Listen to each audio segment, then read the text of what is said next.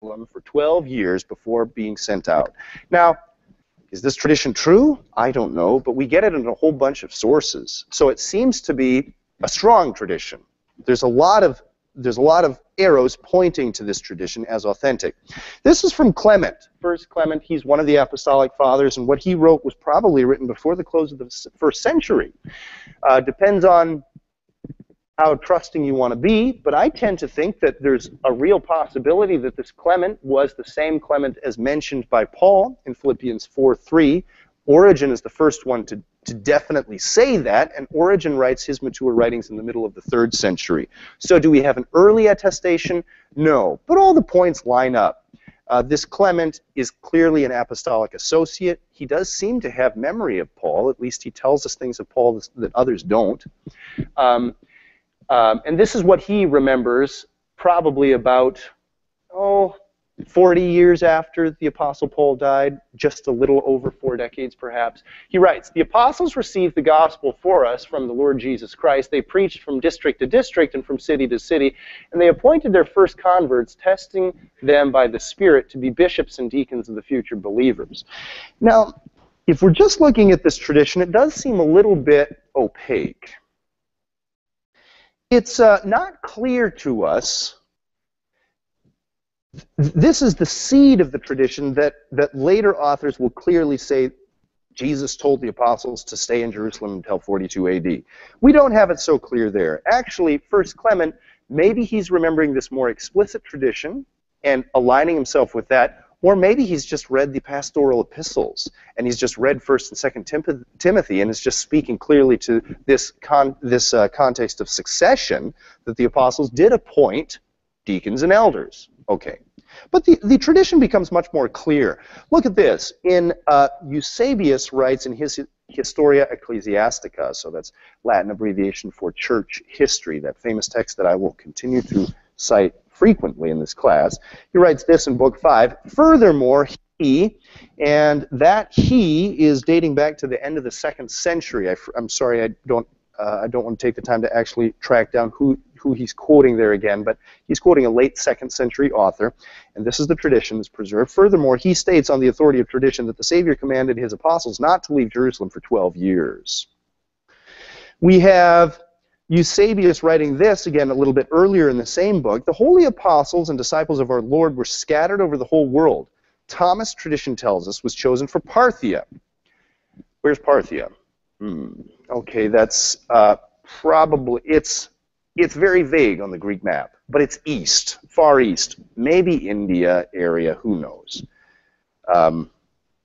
No, it's not as far south as India, excuse me, it's more on the central Middle Eastern areas of Iraq. Parthia, but the Parthian Empire was this huge space, so Parthia is this very open geographical category. Andrea for Scythia, John for Asia, and there we mean Asia Minor, where he remained till his death at Ephesus. Peter seemed to have preached in Pontus, Galatia, Bithynia, Cappadocia, and Asia, and if you can envision those on the map, we're speaking of northern Turkey, and then Galatia, which is going to be, yeah, central Turkey, and Bithynia and Cappadocia, also northern Turkey area, and then Asia, far western Turkey, to the Jews of the dispersion.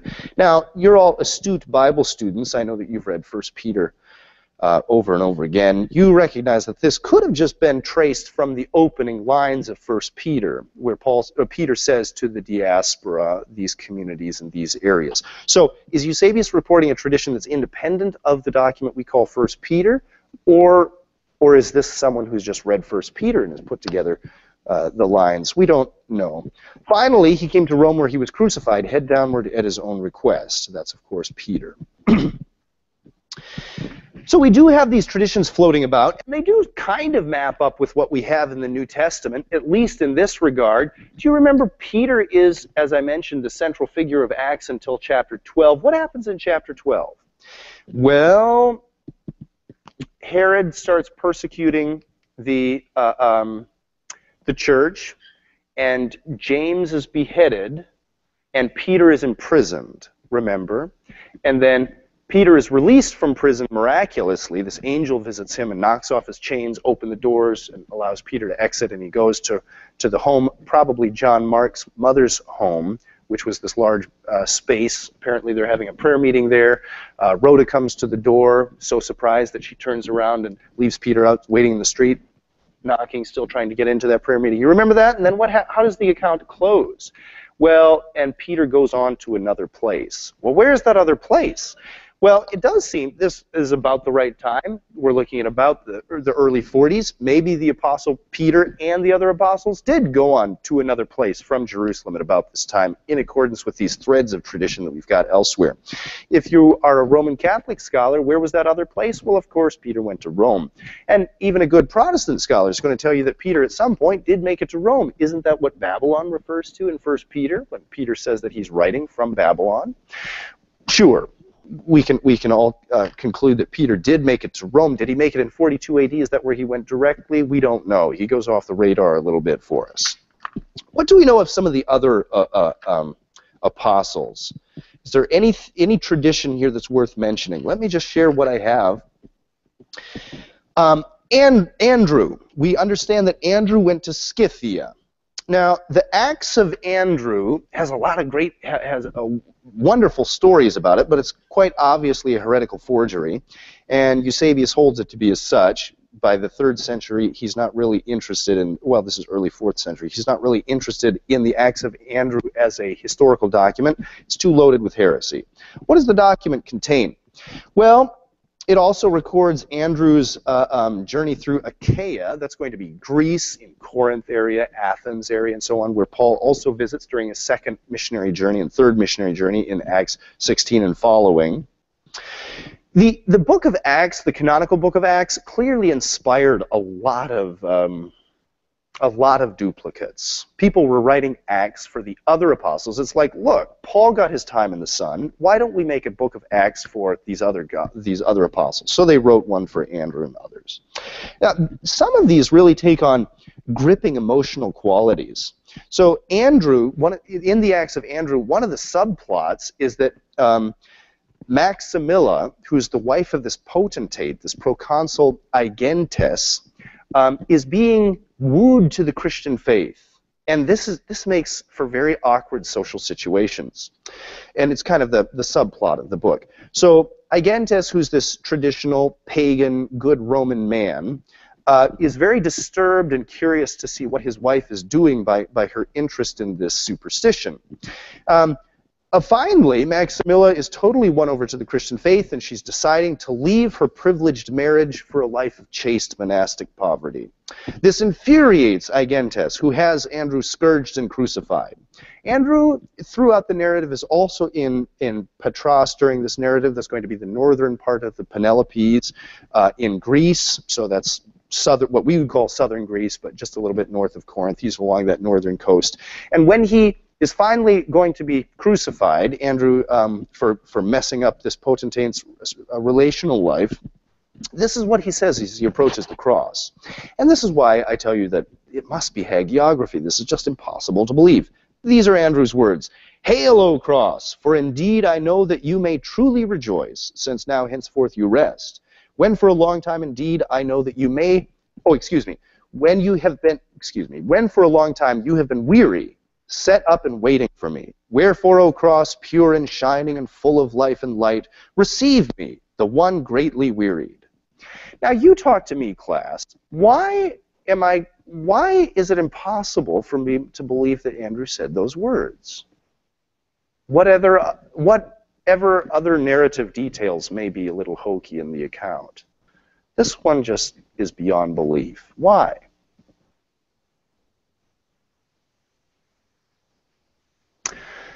Well, how about, is this question beneath you? Is that why you're not responding to me? Do you need me to assign this as a thought question? No, come on. This clearly does not reflect a first century attitude to crucifixion, does it? It's just impossible. The holy cross, the pure cross full of light that Andrew's going to be hung on and impaled on, really? No. Not in the first century. The cross does become an emblem of redemption but not immediately. And I think you've heard it said from the pulpit, probably preachers like to say that the cross for the first century Christians would have had the emotional effect of an electric chair or something like this. You don't hang electric chairs around your neck and make earrings of them. No, it's gruesome and morbid and appalling. And that's, of course, the way that the earliest community who actually had experience with crucifixion would have responded to this. It's only after Christians are not being crucified and Christianity is gaining some sort of social acceptance in the empire, and there's a stability and security that you're going to speak of the cross in that way. So, but these are some of the details of Andrew that we have that's pretty interesting. Thomas, we have a few details from other of the apostles is right. And Palmer, may I trouble you to pull up a map, just see if we can fly around to some of these locations. Thomas, give me a nice open view, if you would, of the Middle East, because we're going to be poking around in there. Thomas is recorded to go to Parthia, and we've already said that this is a very vague geographical area. It's south of the Caspian Sea, or modern-day Iran. So as soon as we get a visual, we'll look at that and see where it is. And Thomas also is recorded to have sent Thaddeus, so Thaddeus is going out under Thomas's oversight. And Thaddeus goes to Edessa, which is the first kingdom in Christian history to convert. So here's the Caspian Sea. This really isn't something that you think about much, probably, if you're like me. This is the Black Sea. The Mediterranean Sea we're pretty good at. We can find the countries around the Mediterranean Sea. But the Black Sea is a little bit more foreign to us unless you're used to navigating geography of Eastern Europe, which some of you may well be. Caspian Sea is going to be really foreign to you, I'm guessing. South of it here is Iran, and this is the area where Thomas was said to have gone. Edessa, which is going to be a little kingdom in... my laser pointer's not that strong. Okay, Edessa was this little kingdom actually enclosed within the Roman Empire, not far away from Georgia, where you can see the country of Georgia today. So it's along the eastern side of the Black Sea. And Thaddeus is sent to Edessa. That's going to be the first kingdom to convert to Christianity, even before the Roman Empire as a whole converts to Christianity. Eusebius records this fascinating story about the conversion of Edessa. There are purported, and Eusebius believes this to have been historical fact, it was reported that there was this letter correspondence between Jesus and Abgar, the king of Edessa, even during the first century while Jesus was alive. Now, later scholars will tell you that Eusebius got his details wrong, but Eusebius swears that he pulled out in Syriac records from the city archive that demonstrate that this correspondence took place. So what was Eusebius actually looking at? I don't know, but I tend to think that Eusebius did do careful archival research. He was head, after all, he was curator of Origen's library in Caesarea, which was at the time a massive library, perhaps had 30,000 volumes or something like this, and Eusebius oversaw that. So he knew what archival research was, even if his Syriac maybe was not so good. Anyway, the letter records that Abgar had this terrible wasting disease, and he writes to Jesus asking that Jesus would come and heal him, because he's heard about, and now that's pretty extraordinary, isn't it? I mean, look at the geography. We're making the claim that somebody way up here in east of the Black Sea has heard of Jesus of Nazareth, the healer, down in Israel. That's a long ways away. Anyway, Jesus writes back in this letter exchange and says that he's not coming now. He has other ministry concerns that he needs to take care of, but he's going to send at a later date one of his apostles. Thaddeus was meant to be the fulfillment of that prophecy. The Acts of Thomas, well, actually, let me close that story by saying scholars now, ever since Walter Bauer in his 1934 book, are going to take that exchange as almost entirely apocryphal. What's interesting to me is whether or not one takes it actually to be apocryphal. It is interesting that it's clearly the model for the donation of Constantine. Are you aware of what the donation of Constantine is? In later medieval tradition, it's a forged document that shows up sometime in the probably 8th or 9th century. The donation of Constantine. I know you're all wishing Pete was here. I am too. It was a forged document that Lorenzo Valla, the humanist in the 15th century, is eventually going to determine on linguistic grounds to be exactly that, a forgery. But what the donation of Constantine records the story that Constantine, first Christian emperor of the Roman Empire, had this terrible leprosy, and that he goes to the Pope at the time, the Bishop of Rome, and asks for healing. The Pope does heal Constantine, and Constantine, out of gratitude for his healing, donates to the papacy the western half of the empire. Now, this is a document that clearly would be totally unbelievable in the 4th century, and on linguistic grounds they determined in the 15th century to be entirely fictitious. But the story behind that narrative is clearly modeled off of this exchange with Abgar and Jesus. So even if it's hagiographical, it still made waves. It still had a good reading audience. The Acts of Thomas, so Thomas was the apostle who commissioned Thaddeus to go to Edessa according to tradition. Acts of Thomas is entirely rejected by the Church Fathers as promoting Manichaeism, a spiritual, Eastern spirituality mixed with Zoroastrianism and things that we'll discuss later in this class. But Acts of Thomas has a little bit of a different story about how Thomas's ministry plays out. And I love this story. I think it's the best part of the Acts of Thomas. According to the Acts of Thomas, and actually this tradition here that we're looking at Eusebius, the holy apostles divided up the world and sent themselves out, commissioned themselves and sent out, that seems like that either that exact tradition is replicated in the Acts of Thomas, or that's actually where Eusebius got the tradition, because it's in the Acts of Thomas where we hear of this conclave of the apostles all getting together, dividing up the map and heading out. But according to the Acts of Thomas, Thomas is unwilling to go. He's got cold feet, or he just likes lentils or whatever it is. I don't know. Lentils were a staple part of the diet in the Middle East, and probably that was what it was. Thomas couldn't let go of the lentils. But anyway, and actually Jesus comes to Thomas in a dream and says, I want you to go to Parthia. And he can't. So what happens? Well, Jesus plays a real trick on Thomas, as we read in the Acts of Thomas. We have King Gondopharus. Let me get this pronunciation right there. I think it's Gondopharus, I think is his name. The king of India, a province in India, Gondopharus, is coming to Jerusalem looking for a slave, a carpenter. And so Jesus appears to this king in a human form, walks over and says, so you're looking for a carpenter? Yeah, I have a slave I can sell to you. So he walks King Gondopharus, actually it's a servant of the king, walks the servant over and points to Thomas and says, here's my slave, I'll sell him to you. And so the servant of the Indian king says, well, okay, and he asks Thomas, are you this man's slave? Thomas is dumbstruck. Here he is seeing his Lord again in a human form. He's like, yes, he's my Lord and God. Okay, I'll buy you. And he buys him. They go off to India. So Jesus got a little sneaky in this account.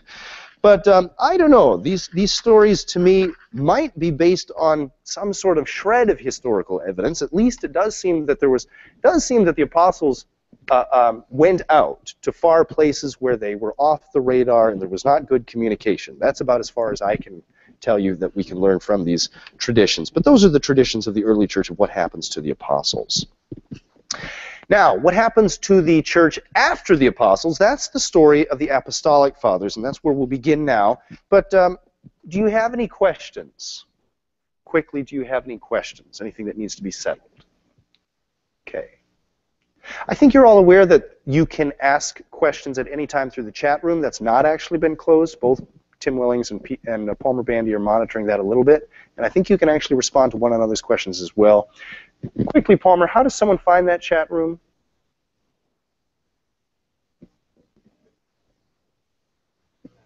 Tim, is there a Skype chat room open?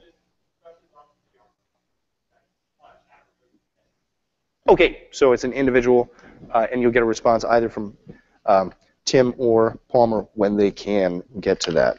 But Professor Jonathan J. Armstrong friend that guy on Skype and send in your questions there as you wish. Who were the Apostolic Fathers?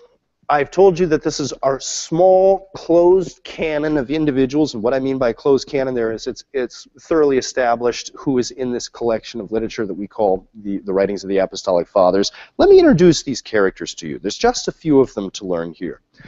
Clement of Rome is going to be the earliest of the Apostolic Fathers. Clement of Rome.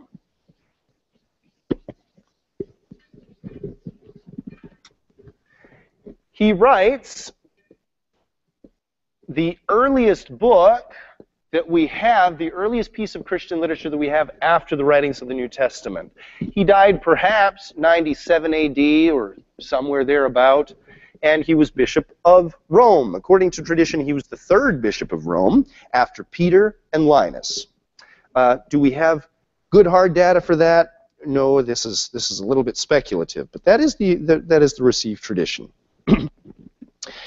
Eusebius and Irenaeus, and Irenaeus is a 2nd century author that I'm going to quote a little bit too. Let me give you his name here just because he's so important and I haven't otherwise introduced him to you. Irenaeus, we could say, is the first figure after the Apostolic Fathers. Well, we have the Apostolic Fathers, and then we have the Apologists, and then we have Irenaeus of Lyon. But Irenaeus of Lyon, he's flourishing, so I'm going to capitalize or abbreviate that with an F, as sometimes you'll see in scholarly literature. He's flourishing around 180 AD, so at the end of the 2nd century AD, he's writing, and he is a author who's been very influenced by the Apostolic Fathers, sort of gathers up their tradition, but he leads the church into a more formalized, more institutionalized age. He's a missionary out in Lyon, modern-day France. Back then it was the very end of the world as far as Christians were concerned. Eusebius and Irenaeus agree that Clement was the 3rd bishop of the imperial city of Rome after the apostles had first established the ecclesiastical community there. Clement was a bishop of Rome for 9 years, and he died in the 3rd year of the reign of Trajan. So that would actually put it around 100 AD on the nose. It may have been, in fact, that Clement is the individual identified in Philippians 4:3 as Paul's fellow worker. There's no way to verify that, but some of the details seem to line up. Irenaeus does not specifically identify Clement as the person to whom referred in his epistle, although what Irenaeus is willing to do is he claims that this individual named in 2 Timothy 4:21 is the Linus who immediately preceded Clement as the Bishop of Rome. So these are early traditions that would point to the conclusions that I've already drawn for you. Origen as well, writing in the middle of the 3rd century, calls Clement a disciple of the apostles. So even from the very beginning, he's remembered to have had apostolic connections. Let me just introduce them to you, and then I'll start talking about what was happening in the church at this time. Another figure that I need you to become aware of is Ignatius of Antioch. He's the chap whose prayer we opened up with today. And he died somewhere around 107 AD, something like that. So the very early part of the 2nd century, but extraordinary early as far as we're concerned here. Let's see. Can you zoom in just a little bit on your wonderful map here, Palmer? Take me back to the Middle East, or to the Jerusalem area, just a hair. Up here, you remember there's 2 Antiochs on the biblical map, on the New Testament map. One is Syrian Antioch here, and the other is Pisidian Antioch further north and west in Turkey. But this is the Antioch from which Ignatius is named, Ignatius of Antioch. He's hailing from that city there. Now, what in the biblical account do we remember of Antioch? What was that city known for? Antioch was, we could say, the pastor of that church 2 generations after the apostles had been working there. What do we remember of this church? Ignatius is an approximate contemporary of Clement of Rome, but he is He is ordained by anonymous apostolic associates, so we don't have any record of whether he knew the apostles personally, but very likely he didn't. Do you remember that Antioch, according to Acts 11, is the first city where Christians are known by that name? Do you remember that? Seems to me that Ignatius is aware of that tradition heavily. If you read through his seven received letters that he wrote, it does seem that he's playing with that tradition a bit. He wants to be a real Christian. He wants to demonstrate what a true Christian life is like. Under Ignatius of Antioch here, I'm writing the 7 epistles. Clement wrote First Clement. We have his book. Second Clement is usually not thought to be related to the Clement of Rome. It's unknown who wrote that book. Usually scholars will say Ignatius of Antioch has a whole bunch of epistles, 7 of which are authentic and date from this early 2nd century era. What's Ignatius' story? Well, he is a very early martyr for the Christian faith. He's taken from his city in Antioch, and we don't really know why or what the circumstance was, what were the charges. None of that's preserved for us. But they begin marching Ignatius from Antioch all the way to Rome. Can you show me the Asia Minor here, Palmer? That'd be wonderful. As he's marching through this area here, he's probably taking the, no, too early for that road. The scholars believe that he came to Laodicea here in the Lycus Valley, and I think you can even see that Lycus Valley between those 2 mountains there on that map. Laodicea should be right in there. At this point, they decided the soldiers that he's with, he's being escorted by 10 soldiers on this march to Rome, where he's certainly going to be thrown into the arena and eaten by beasts. And I'll read to you perhaps another portion from his epistle where he's anticipating and describing the experience of what he's thinking he's going to go through. Here in Laodicea, they head north. Now, Ignatius was tied to some other churches in Asia Minor ever since the days of the ministry of Paul and John. Asia Minor, and especially Ephesus, had been a hub for ministry among these other cities. He can't get to Magnesia, Tralles, and Ephesus, which are too southern. So he's headed up. I think the soldiers take him to Smyrna, where he greets the church there as well. He also writes on ahead to the church at Rome, and he writes back to the church, and he writes also to Polycarp, a personal letter to Polycarp. Izmir is the modern-day Turkish city where Smyrna was in antiquity. You can visit just a few ruins there that are left from antiquity in Izmir there today. But that's also where Polycarp was the bishop. Ignatius writes Polycarp as well. What is the theme of Ignatius's letters, or what is he writing about? At every turn, he's exhorting Christians to hold fast to the traditions of the bishop.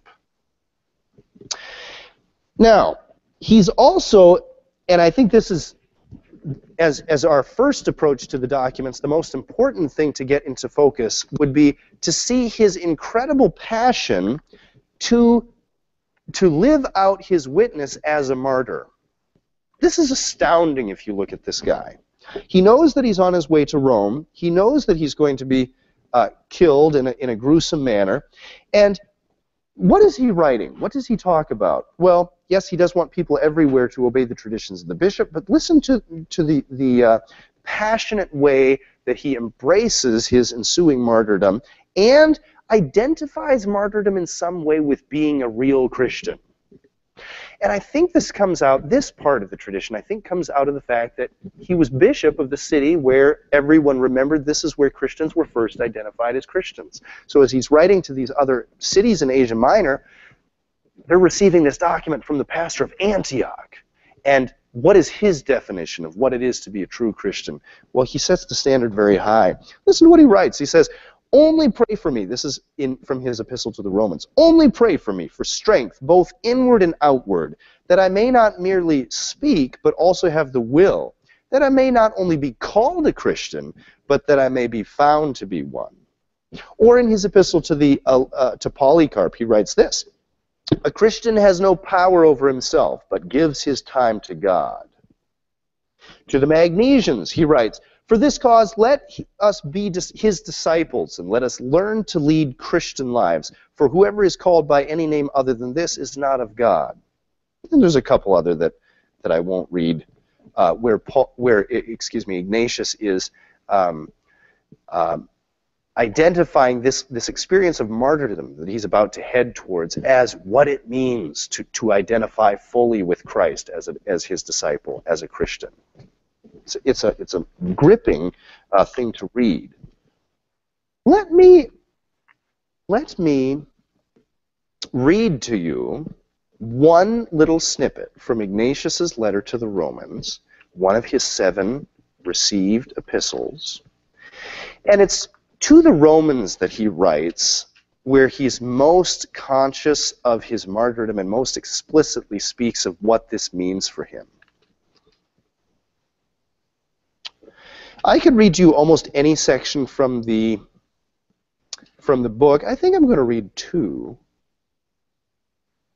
We could read the whole book in 12 minutes or so, but I'm not going to do that. Let me read you a little bit from chapter 3, okay? I'm reading from the lovely Michael Holmes edition. It's a wonderful bilingual edition. You've got the Greek or Latin on one side, and you've got the English on the other side. It's a great book to have if you're interested in the Apostolic Fathers. And it's basically a revised edition of what Lightfoot published 130 years ago. This is what Ignatius writes.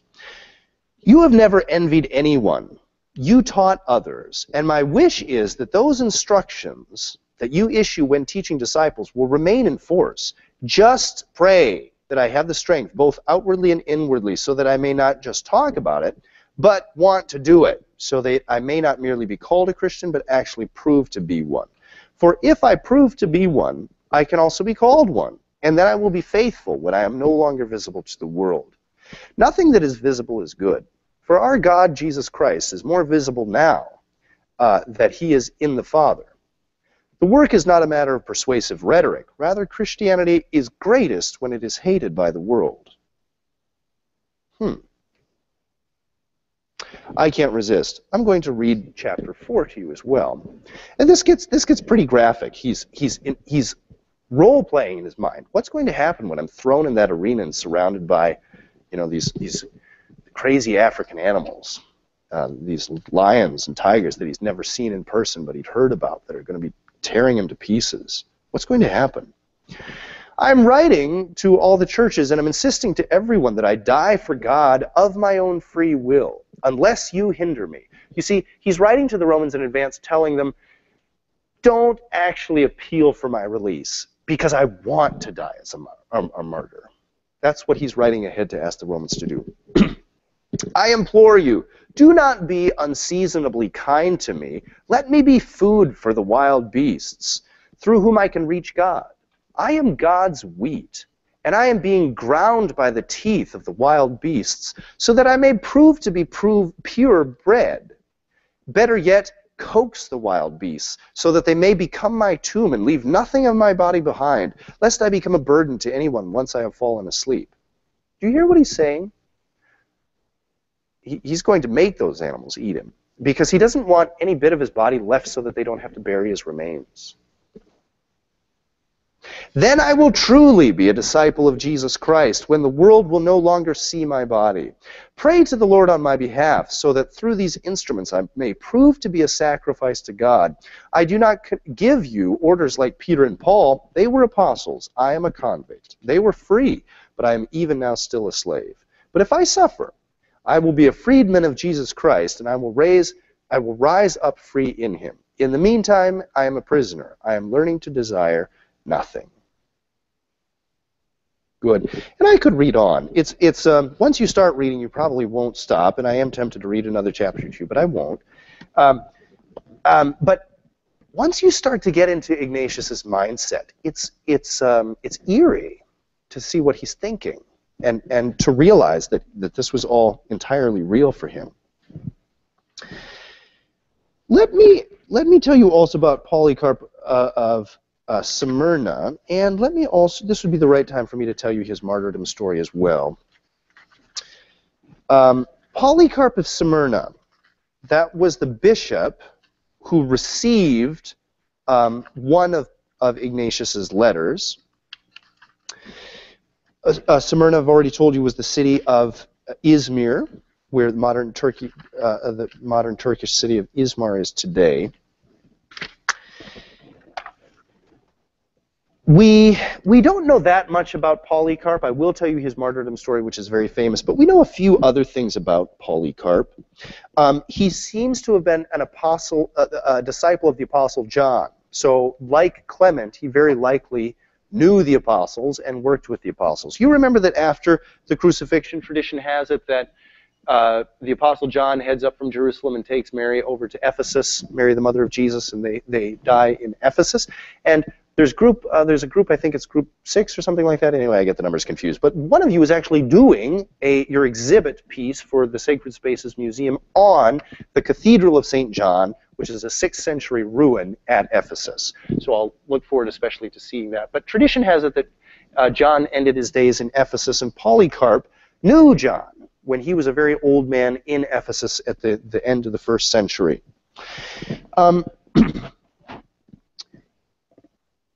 Polycarp represented the tradition of the Quartodecimian group before Bishop of Rome Anicetus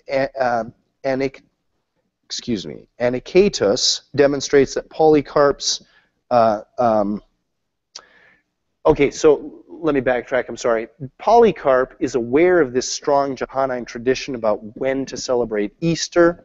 They call this group that takes this unique view of when to celebrate Easter or Passover among the early Christian community. This group takes the name Quartodecimian because it means 14 in Latin, and this group believed that Easter or the Passover should be celebrated on the 14th day of the month rather than the 15th day of the month. Did I get that right? At any rate, they had this unique view of the celebration of Easter and its dating, following the Johannine tradition against the Synoptic tradition. The Johannine tradition has it that Jesus was crucified on the 14th day of the month, that is, while the Passover lambs were being slain, and John does this to show that the Passover lamb is in fact being slain in Jesus Christ, that Jesus Christ is the ultimate or the cosmic sacrifice foretold by the individual Passover lambs. According to the Synoptic Gospels, Jesus is crucified the day before the Passover. So in early Christian tradition, then there's this fight that divides the communities of Asia Minor and the communities of Rome on when should Easter actually be celebrated, based on that discrepancy between the Gospels. Polycarp is a voice calling for clemency, for calling for tolerance of two different views, that we can celebrate Easter on two different dates and that's okay. But the dating of Easter continues to plague the early church. Irenaeus will also engage in this debate almost half a century later, and actually the dating of Easter is still problematic at the Council of Nicaea in 325. And in fact, it's not until after the Council of Nicaea that the church will resolve how to figure out when Easter is to be celebrated by simply appointing the Bishop of Alexandria with the responsibility of sending out a mass letter to everybody and just telling them when they should celebrate Easter, so that not everybody's trying to calculate the date, because depending on the methods of calculation, they would all come to different dates. Well, anyway, enough of that sidetrack. But we do see then at this time that Polycarp is a very irenic personality, that he's a peacemaker. He's looking for an openness of views concerning this very contentious issue of the celebration of Easter. According to tradition, we have it that Polycarp is martyred during the reign of Marcus Aurelius, that is sometime around 167. There's also a tradition that he was martyred under Quadratus, sometime perhaps around 155. There's another position that actually takes an even earlier date, but that's very poorly attested. Now, do you remember Jesus' letter to the Smyrnans that he writes and has John the Apostle dictate and send out to the Smyrnans, that Jesus dictates to John in the first 2 chapters of Revelation? Do you remember that? What is it that Jesus is asking the church at Smyrna to do? to hold fast even to the point of blood, even to the point of death, even to the point of martyrdom. Is it possible that Polycarp, who's one of the most famous martyrs of the early church, is it possible that he actually heard that letter being read when it arrived in Smyrna? Is it possible? Actually, it hypothetically would be possible chronologically if you map stuff up. If that letter is arriving to Smyrna, let's say 90 A.D., yes, it is possible that Polycarp would have some living memory of that. Anyway, whether Polycarp actually remembered that letter that came in from Jesus through John when it first arrived, no doubt he was aware of the tradition later, and Polycarp took the message to heart. Polycarp is one of the most famous martyrs in the early church. Let me tell you his story. The story runs as follows. Polycarp is a faithful bishop. He's an elderly man. He's in his 80s when this is about to take place. And he is out pastoring Smyrna. This is some 50 years after Ignatius has already passed on and been devoured by animals in Rome. So this is sometime later, half a century later. And we don't know exactly what the charges were or why Polycarp was sought out, but there's this terrible rumor going around, this terrible anger towards Polycarp, who is this very elderly, peaceful and peace-loving bishop. And the people are angry with Polycarp. What happens is that there's another bishop who's martyred, and it's according to the account that we have in the martyrdom of Polycarp, this sort of gets the crowds riled up. They want more Christians martyred. There's a bloodlust to see other Christians die in the arena. And after all, the people of the time had a very violent sense of these games. They actually enjoyed watching people die in the arena. So why not send some Christians out there to do that? Yeah, it's part entertainment, part animosity.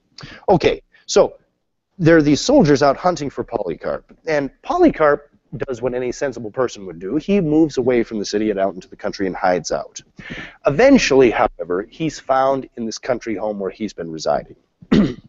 Now, Polycarp is upstairs. He has this little bedroom space upstairs. The guards come in. Is this where Polycarp is? And they find out that, yes, indeed, this is where Polycarp is going to live. So they're about to storm upstairs and take him when they see this old man come down the stairs, and they realize, oh my goodness, is this the person that we've been hunting? Is this the person that we're actually going to take and kill?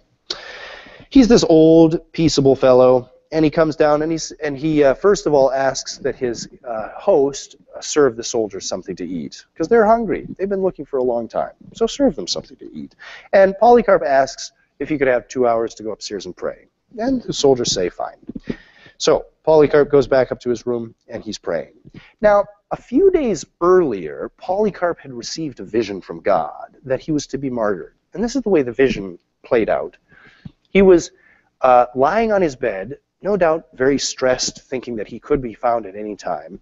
And as he's got his head laying down on this pillow, around him he sees these flames burst forward, just like he's lying down on this like his bed's on fire. But he knows it's a vision because he doesn't feel any pain or experience anything there. But he takes this as a vision that he will be burned alive in martyrdom. So Polycarp had been prepared for this, and he kneels in prayer and gives his spirit to God for the next several hours, and then comes downstairs peaceably and says, I'm ready to go. So Polycarp is dragged out into the city where he's the city square where he's to be burned to death, and the officials, it's sort of this game that they play, a little bit of a cat and mouse game that they play before he's actually to be martyred. The officials say they ask Polycarp to renounce his faith. Just swear by the genius of Caesar. Old man, we don't really want to put you to death. We want to let you go. Just abandon your faith so that the people will be happy. They'll know that you're not a real Christian. They'll be content that you had apostatized, and they'll let you go. And then, of course, the official who is sort of navigating this transaction, he just wants people to be happy and go home and pay their taxes. He's not really interested in who wins this fight. So swear by Caesar and say, away with the atheists. That's what the official is calling Polycarp to do. And Polycarp, in a moment of spunk and defiance, says, away with the atheists, and points to the crowd. Well, this really gets them angry. Polycarp refuses to curse Christ or sacrifice to the emperor or do any of these things that the people know would mean that he had apostatized. They're just trying to trigger an apostasy so that they can feel vindicated. Polycarp isn't willing to give them an inch. And the official is starting to get a little bit annoyed too. He's like, don't you know that instead of having you beheaded or thrown to the beasts, which would be minor punishments, I could have you burned, which will take 40 minutes and really be a nasty experience. And Polycarp, he's already received this vision. He knows that he's going to be burned at the stake. He isn't willing to negotiate at all. So finally, they put him up on the pyre and they lead him out to this place where they're going to burn him at the stake. And he closes, according to the martyrdom of Polycarp, he closes with this amazing statement. He says, 86 years I have served him, and never did he do me any injury. How then can I blaspheme my King and Savior? And he's burned at the stake, and that's the end of his story. But it's one of the most powerful, among the most powerful early martyrdom stories in the early Christian community. Okay, other of the apostolic fathers that we could mention would include, well, literature that doesn't necessarily, we're not exactly sure who wrote it, but let me mention some of the other pieces here. So we've got 1st and 2nd Clement under Clement of Rome. We've got 7 epistles from Ignatius. We've got the martyrdom of Polycarp, which was not written obviously by Polycarp, but by a later author. We have a couple other loose pieces. We have the Didache, and I think you will have heard of the Didache probably from New Testament class. Can I see a show of hands? Just help me out. Are you aware of the Didache? Do you know what the Didache is? How many of you are awake? Raise your left hand if you're awake. Yeah, okay, fine. Okay, all of you. This is awesome. How many of you are aware of the Didache? Almost none of you. Amazing. Okay, well, let me introduce you very quickly to the Didache. It's a very important document if you're interested in the earliest strata of Christian tradition. The Didache, we don't know when it was written, but let's say, really any time between 90 and probably 120 AD, something like that. So it's very much in the same time frame as the other literature that we have from the Apostolic Fathers. It is an anonymous document. We don't know who wrote it, but it purports to deliver to us the earliest tradition of the apostles. When it was first discovered about 100 years ago, they thought it was Q. Do you remember Q standing for Quelle? Do you remember this in New Testament class? Depending on the synoptic theory of how you construct the Matthew, Mark, and Luke, many scholars will resort to saying that there's a Q tradition, an unknown source that sort of flows into all of the synoptic gospels.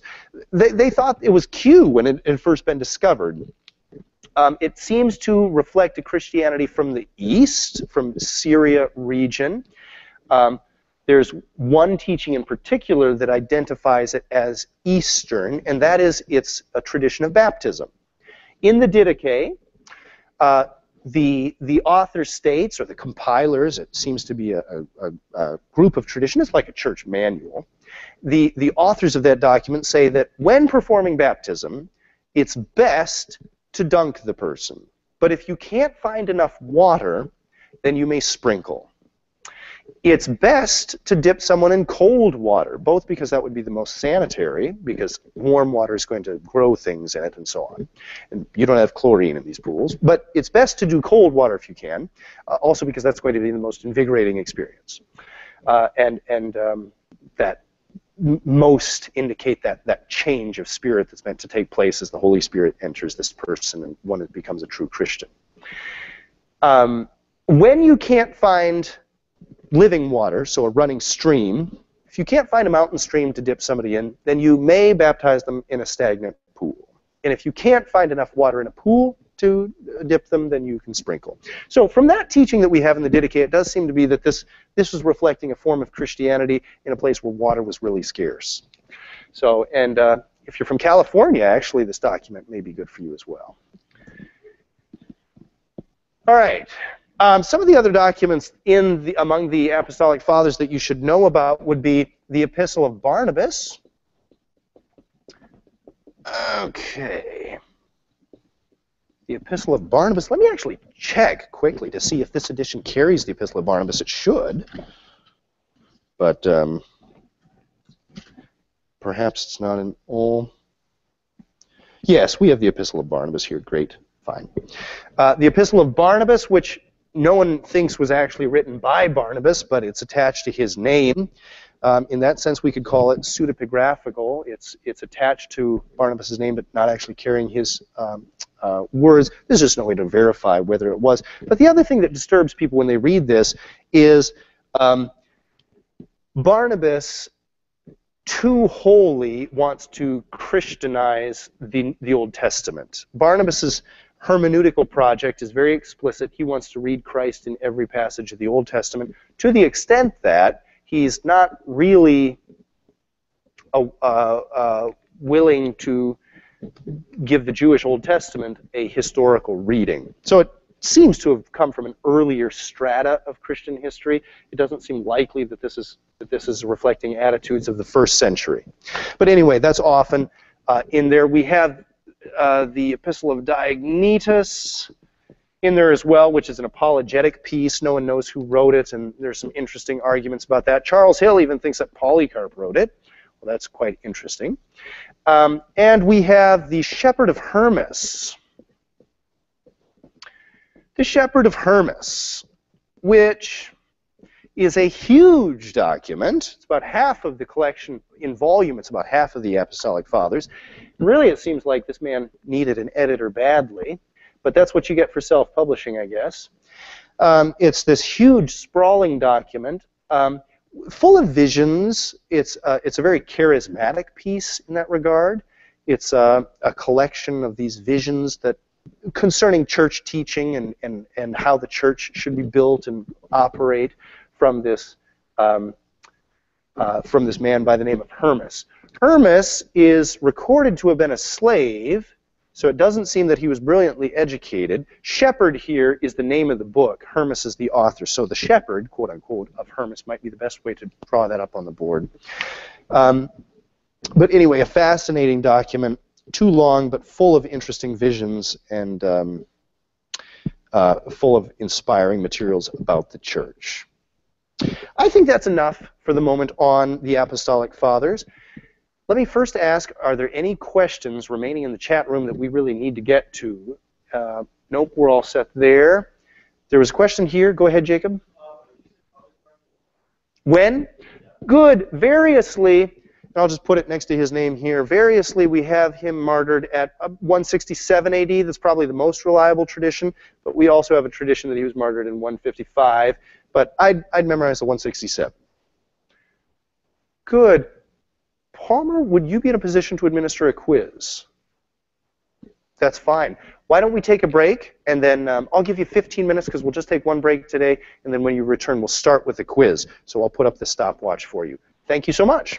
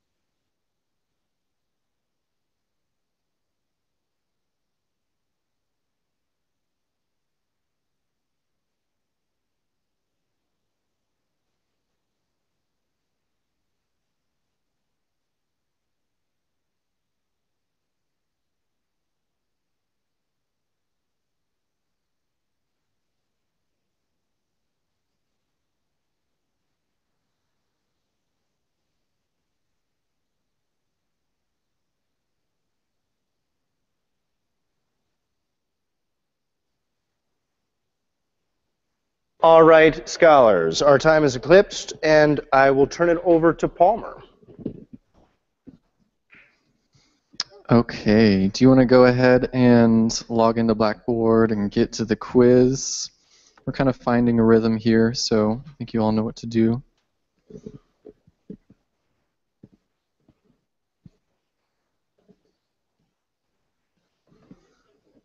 And can you indicate who of you is not ready to go yet? So most of you. Okay. And why is that, class? You saw the ticking. Just hit him, Palmer. Just hit him. We'll go for it. Just write your answers down if you don't have it up yet. First question. According to church tradition, which of the following apostles ministered in Kerala, India? Is it A, Paul, B, James, C, John, D, Thomas, or E, Andrew?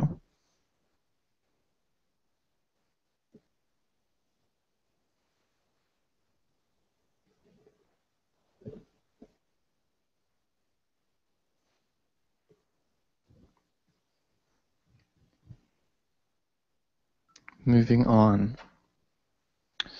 Question 2. Based on the lecture, which of the following is not canonized among the Apostolic Fathers? A, Irenaeus of Lyon, B, Ignatius of Antioch, C, First Clement, D, the martyrdom of Polycarp, or E, Second Clement?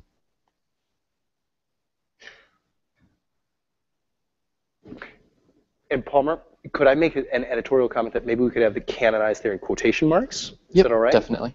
Great. Just to differentiate New Testament canon from this collection of Apostolic Fathers. Thank you. Question 3.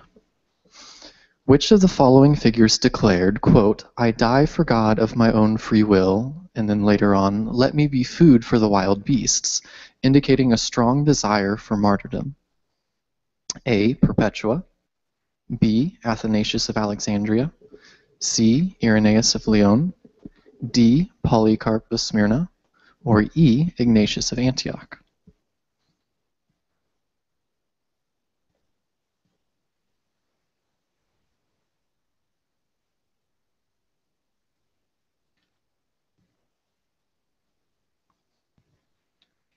Question 4. Which of the following individuals from early church history is best identified by the following description? In about 155 AD, he was burned at the stake as a martyr. As a young man, he had heard the Apostle John preach. Is it A, Polycarp of Smyrna, B, Ignatius of Antioch, C, Clement of Rome, D, Augustine of Hippo, or E, Papias of Hierapolis?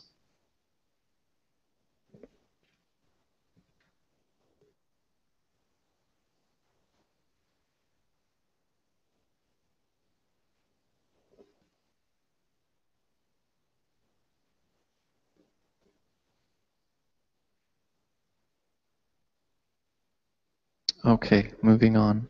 Question 5. According to the lecture, which of the following documents in the Apostolic Fathers is a manual of church order and practice containing specific instructions concerning the ritual of baptism? Is it A, the Shepherd of Hermas, B, First Clement, C, the Epistle to Diognetus, D, the Didache, or E, the Catechism of the Catholic Church?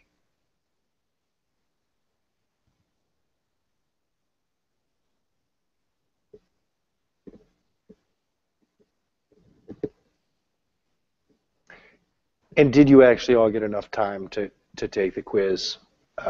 My joke was very unfunny, but I didn't want to create problems for you. Did you all have Blackboard open? Were you able to take that? So if it went too quickly, were you able to note on something later so that you can enter those questions now? You got that? So why don't I give you an extra minute? If you're still typing that in, enter those questions, your answers now. So maybe we'll have to postpone when you actually enter them. How many of you do not have Blackboard access and are not complete with the quiz? Really a lot of you. So let's see. Palmer, can you just leave the window that people can respond to that open for 3 or 4 hours? Yeah. So maybe by 1 o'clock today, if... Yep. So, go ahead. We can go ahead and just close it around 1 o'clock so that you guys have time to enter it. Great. Thanks. Dan, you had a question? Question 1 again. As policy, actually, let's not return to questions, but I do want you to have time to actually enter them. So, class, was there any reason why we need to return to question 1? So, go ahead. That's fine, and you have 1 o'clock to do that.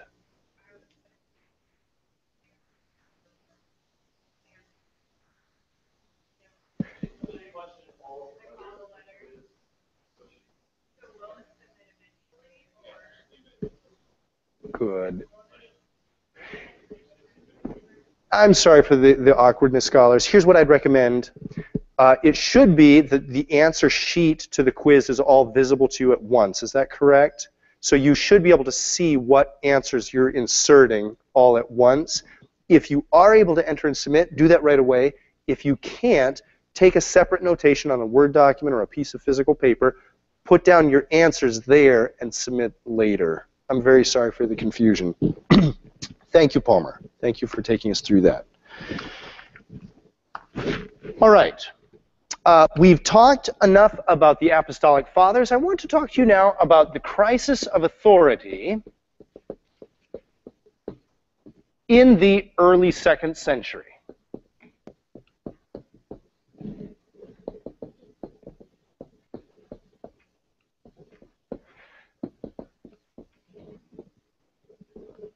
The crisis of authority that erupts in the 2nd century.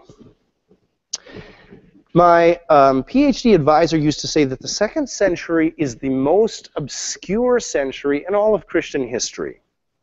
We have the least documentation of it and the least access to it through literary channels. And if we put all things together about the 2nd century, it does seem to be a massively formative century for the rest of the history of Christianity. The 2nd century is also the time that we have this terrible Gnostic conflict taking place. It's very hard to get clear resolution on what Gnosticism looked like at different parts throughout the region of the empire. We know that it was flourishing in Alexandria in Egypt during the 2nd century, but it's hard to get exact dates and exact locations for this, quote, Gnostic controversy. But whatever the heretical problems were in the 2nd century, and we can loosely group many of them under this title of Gnostic heresy or Gnosticism. Gnosticism, that's a C. This is a very obscure century in Christian history. Henry Chadwick, whom I've already cited once in this class, said that the Gnostic controversy was the most significant change or development in Christianity, the most significant conflict between parties within Christianity ever. More significant than the Reformation for the ultimate shape of Christianity. More significant than the rise of the medieval orders of monks, Franciscans, Dominicans, etc. More significant than the Nicene pronouncement of Trinitarian orthodoxy, according to Henry Chadwick, was the Gnostic controversy. And this is in the background of what's taking place in the 2nd century. Now let's put the pieces together, and this will be a little bit speculative, just by nature of the fact that, again, the 2nd century is pretty obscure and pretty inaccessible. But let me tell you what I do know. And let me actually preface it with a quick story. Here is a picture of my wife and I hiking in Switzerland. This was taken a couple days after we got married, and I just put the camera down on the ground. We were honeymooning in Switzerland, and you'll notice there are no trees around us, no grass. We're very high up on the mountain. The 2nd century reminds me of some of the things that I saw on this hike. My wife, in her family culture, she was raised, after age about 10, she was raised in Germany. And her family would often go to Switzerland for vacations. So I had not been there often, but this was where she wanted to go, and it was very close by because we actually married in Germany. So it was a quick car ride away, and we decided to go hiking. She was mapping out these huge hikes. I thought a hike was like 3 hours. She was mapping out like 12-hour hikes in her mind. So I learned something about her already. We were, on one of these days when I was taking these pictures, we took a bus ride up, and then outside beyond this valley here, there was this station where you could take a bus. Whoops, excuse me, I'm losing myself there. We hiked all the way up here, up to this platform, and then you could see back. And then up in this next slide here, the last picture we took was basically where my cursor is. Oh, you can't see my cursor. Sorry. That last picture was taken about here in the middle looking, and there's the valleyway looking this way. So when I took that first picture, we were hiking along this ridge here, and you can see that we're above the grass line. Down here is actually the tree line, and we're getting up pretty high. I don't know if it was about 10,000 feet or something like that. But I thought we were getting into some pretty pristine views. And neither my wife and I have any geological training, but we couldn't help but observe something as we were walking along this hike. We saw that the strata, the rock formations on one side of this canyon, quite obviously match up with the rock foundations and strata on the other side. And we began, just as we were walking along in our conversation, we started talking about what unimaginable force of nature could have carved out this channel that we've spent all day walking in, and just like ants coming out of this huge pit, we're just beginning to observe what we were in. And because it seemed obvious to us that this had all been one land formation at some point, at least that's what struck our imaginations, and that some force much stronger than Zeus's Zeus's thunderbolts had blasted away this huge space and left this chasm, this huge scar on the earth. And we didn't draw any hard and fast conclusions that day. What in the world could have done that? Geologists usually tell us it was glaciers. Boy, would that be amazing to watch. But whatever it was, whatever carved that out, we just had this sense of awe, this sense of utter awe of our smallness, our puniness, and sort of this huge sense of this impending power that was somewhere present with us, although not immediately tangible, that had created something of unimaginable magnitude. And it was sort of the same feeling of awe that I got when I visited Mount St. Helens for the first time. And I think many of you probably here out in the Northwest have visited Mount St. Helens. Is that true? Can I see a show of hands? Do it before you finish up your time in Spokane. Go over to the other side of the state and go visit Mount St. Helens. I actually haven't done it the last 4 years since I've been here either, but I did it before I came here. And what I experienced when I saw Mount St. Helens is we were driving up for minutes and minutes in the car up to the top of this mountain, and all that we saw coming up for about 20 miles as we approached was trees flashed black and all leaning one direction. And we kind of got the feeling whatever happened over there was pretty awesomely powerful. And that sense of magnitude is very much what I feel when we come to the 2nd century. There was this rift, this scar that marks all the way down across Christianity in the 2nd century. I'm going to call it this authority crisis that erupts. The crisis of authority. It's some sort of massive fight. You could call it Gnosticism, and theologically probably that is the best term, even if they didn't call themselves Gnostics. Gnosticism is a scholarly term that we use to describe this party fight within Christianity. But they didn't call themselves Gnostics. However, whatever words we choose to describe this division in early Christianity, it was huge. It was huge, and it was messy, and it was for all the chips on the table. It was for the very definition, the very soul of what Christianity is and would be. What are our best clues to map out this huge quake in Christianity in the 2nd century? How can we do this? How can we map this out? Well, let's start plotting some geography, and let's start putting together some data points. And what I will do is try to create a graph or a working geography with you to show you where in the ancient Christian world this fight is taking place and what it looked like in these different locations. Let me start plotting data points with you as we try to understand what was this crisis of authority in the post-apostolic age. Well, let's go to Corinth first. It's a familiar space to you, and it's also not just geographically familiar to you. There you can see it on the northern part of the Penelope. Not only is it geographically familiar to you, but it's also theologically familiar to you, also theologically familiar to you, if you will. It's a space and a community that Paul had communicated with extensively in the New Testament records. So we know something about this specific community there. We know something of their temperament, their personality, and also something of their convictions. In Corinth, around 90 A.D., well, yeah, somewhere in the 90s A.D., about the same time John is writing the Apocalypse, according to traditional dating, Clement writes a letter from the Romans to Corinth, and that's First Clement. I don't know when it was written, sometime in the 90s A.D., before he died at around 100 or 97 A.D.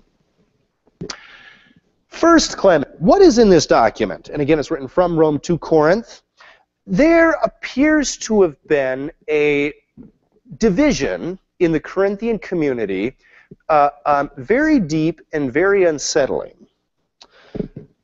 Corinth was always a temperamental community, was it not? It was always sort of a space where charismatic leadership won the day. At least that's sort of the picture that Paul leaves with us. Well, things had gone another step in this time in the wrong direction for the Corinthian community. It seems that the younger generation, perhaps those with no memory of the apostles, were divided against the old generation, perhaps those who do remember the apostolic teaching, and there was quite a divide in the direction that Christianity should go.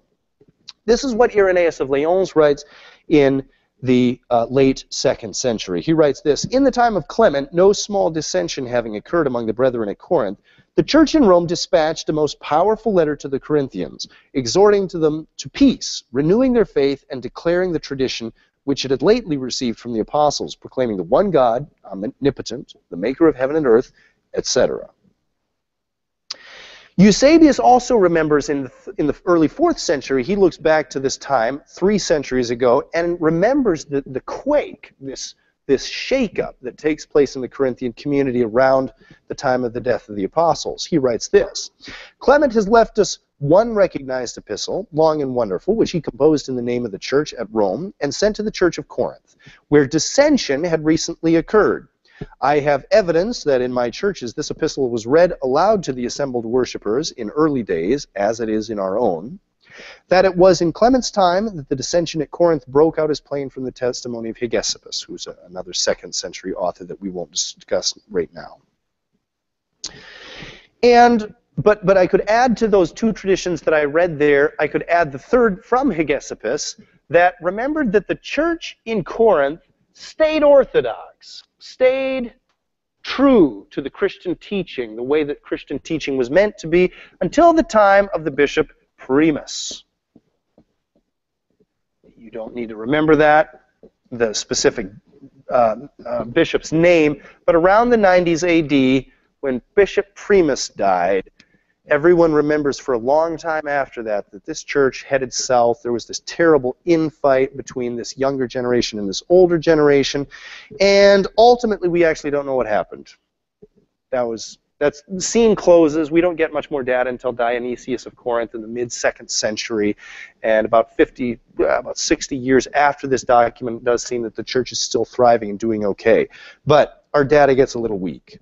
Okay, so what's going on in the early 2nd century? Let's just continue plotting data points. In Corinth, there's major dissension in the church. There's something that's ripping the church apart. Let's head a little bit north to Athens. You can't see it here, but about where my cursor is there, very close to Corinth on this map. What's taking place in Athens at this early 2nd century? Well, the same basic story. We hear of apostasy growing up in a very disturbing proportion. The significant numbers. Dionysius of Corinth, he is, again, writing about 167 AD. That's in the middle of the 2nd century. He's writing from Corinth, and he writes out a number of epistles to churches in surrounding areas. This is how Eusebius summarizes the content of these epistles. The epistle to the Spartans contains instruction in orthodoxy and an exhortation to peace and unity. The epistle to the Athenians is a rousing call to faith and to life according to the gospel. For their scorn of such a life, he takes them to task as virtual apostates from the word, since Publius, their bishop, had died a martyr's death in the persecution of the time. He mentions that after Publius's martyrdom, Quadratus was appointed their bishop and testifies that through his endeavors they were brought together and their faith rekindled. Scholars, what did you hear there? What is it that Eusebius is reporting is taking place in Athens according to his recollection of Dionysius of Corinth's letter to the Athenians? Did you catch that? Were you able to catch that? It's a rousing call to faith, to rekindle orthodoxy. He says they were virtual apostates because of their abandonment of an apostolic life. Were you catching that? Did you hear those data points? I'm sorry that it was read with no paragraph description above. Look at that! I probably do have it here. Oh, how terrible. So what slides do I actually have here? Let me see. Well, I didn't have that in the slide, but here I have a more significant quotation yet that I will read to you, and that is, but you know what? I'm gonna hold that slide for just a moment. Also, in that little snippet that I just read from Dionysius of Corinth, we had mention of Quadratus. Quadratus was the bishop of Athens. He takes over the episcopate in about 125 AD. Quadratus becomes bishop of Athens in about 125 AD. Now, in the tradition that I just read, he's only mentioned, but from other fragments that we have of Quadratus, it's known that he was an apologist. The Christian, by the way, the Christian apologetic tradition grows up in Athens and elsewhere, but there's a strong Christian apologetic tradition in Athens because, of course, without a doubt, philosophy was such an important part of civic culture in Athens. The Christian tradition in trying to dialogue and make sense, and present themselves intelligently to that culture developed quite an articulate apologetic tradition. Quadratus was an apologist as well as the bishop of the city, but it seems that he had this very difficult role to play of almost reestablishing Christianity. And I'll give you a clue at what's developing from this picture that I'm trying to draw. It seems that after the death of the apostles, and specifically after the death of those who remembered the apostles, after that generation had faded, the church was really thrown into some sort of chaotic crisis. The church really did not know how to respond and how to restructure itself after this loss of the generation of those who had living memory of the words and teachings of the apostles. Quadratus was of that generation that didn't really remember the apostles himself, but was responsible for reinstigating Christianity, almost reestablishing Christianity in the 2nd century. Friends,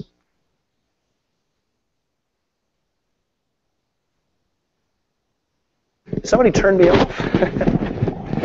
Okay. Maybe it's just a weak battery, actually.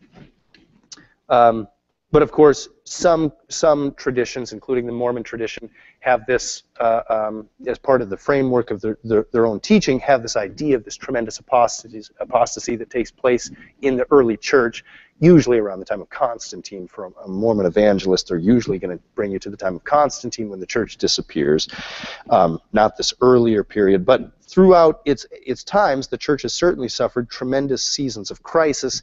This was the first and maybe the worst. This was an incredible time of division. If we fast forward the story a little bit and go to Ignatius of Antioch, and I've already introduced you to him, but Ignatius of Antioch, what is it that he's writing to all of these churches that he's communicating with? He is demanding, begging, pleading, imploring with these churches that they hold to the tradition of the bishop. And what do we do with that? How do we understand that? Well, one of the interpretations that I think is reasonable to conclude from the material that Ignatius gives us is that he is really afraid of apostasy. He's very much afraid that this church, this whole ship, could just plunder into some sort of perverse interpretation of Christianity. Ignatius, his plea for the authority of the bishop will be read by a Roman Catholic scholar usually as simply stating the facts. The church had a strong episcopacy, specifically a strong theology of monoepiscopacy. Another fair interpretation, I think, would be that part of this theology of monoepiscopacy was in fact motivated by a fear of the Christian tradition spinning apart, losing its cohesion, and developing an unacceptable interpretation of it. I need to explain to you, I think, what monoepiscopacy is. I'd like one of you to explain it to me if you can. What's monoepiscopacy? If this is the viewpoint that Ignatius is adamantly advocating, what is monoepiscopacy? Go ahead, please.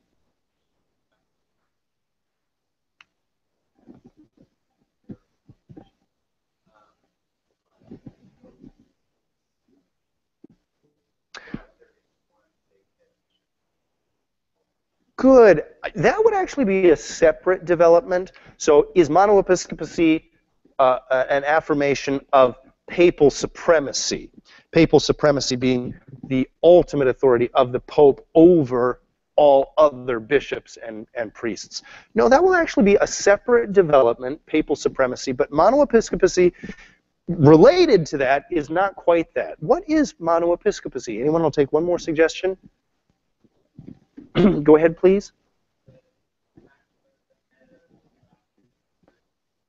Correct. Yes, it's monoepiscopacy is the idea that there's one bishop or one ultimate human authority over the church in a single geographical area, and this is what Ignatius of Antioch seems very clearly to be advocating. Now, does the picture that emerges from the data that we have from Ignatius of Antioch match what we've looked at in Corinth and Athens with Quadratus and Dionysius of Corinth and Clement of Rome and the Corinthian community? Yes. This early 2nd century seems to have been a terrible stage of crisis. Here, I think, is the most telling quotation that we have to describe this. Again, it's coming from Eusebius, but he's quoting Hegesippus. Now, Hegesippus is a 2nd century author who would have freshly lived through this crisis. And this is Hegesippus's memory of what's taking place. In describing the situation at that time, Hegesippus goes on to say that until then, the church had remained a virgin, pure and uncorrupted, since those who were trying to corrupt the wholesome standard of the saving message, if such there were, lurked somewhere under cover of darkness. But when the sacred band of the apostles had in various ways reached the end of their life, and the generation of those privileged to listen with their own ears to the divine wisdom had passed on, then godless error began to take shape through the deceit of false teachers, who, now that none of the apostles was left, threw off the mask and attempted to counter the preaching of the truth by preaching the knowledge falsely so called. And again, I've told you that while Gnosticism, that language, is actually scholarly language, talking about these early events. Early Christians didn't identify themselves as Gnostics, whether Orthodox or heretics. But we have this idea of preaching falsely, knowledge falsely so-called, that is related to Paul's depiction of that as well, and also to this language of knowledge in Greek is gnosis, and so Gnostic comes from that. Actually, I need to be careful here. Did the original, those who we identify as Gnostics, do they ever identify themselves as Gnostics? I was at a conference where somebody who really ought to have known, David Brackey, I believe. Anyway, I need to investigate further, but I think I can remember a situation where Clement of Alexandria describes the Christian as the true Gnostic. So actually, let me bracket that. I'm sorry, I don't have my facts together there. I don't remember if there are a few instances where. So I'm remembering one instance where an Orthodox writer uses the term Gnostic. I don't remember if those who identified as Gnostics would self-identify as that. I hope that was clear. Anyway, Eusebius's tradition here is clear. What he's saying is that he's helping us give this map to this authority crisis that we've identified. Now, what do we do with this? How do we process this authority crisis that erupts? Let me introduce to you a very important book that I would like you to be at least generally aware of. It's by Walter Bauer. If you're in Greek class, or if you've been in Greek class for any amount of time, you'll eventually begin to recognize this name. That's Bauer, as in that's the Bauer who worked on the lexicon for the New Testament that we consider to be sort of a standard lexicon for New Testament Greek. Walter Bauer writes, orthodoxy, this is an English translation of the title, orthodoxy and heresy in earliest Christianity.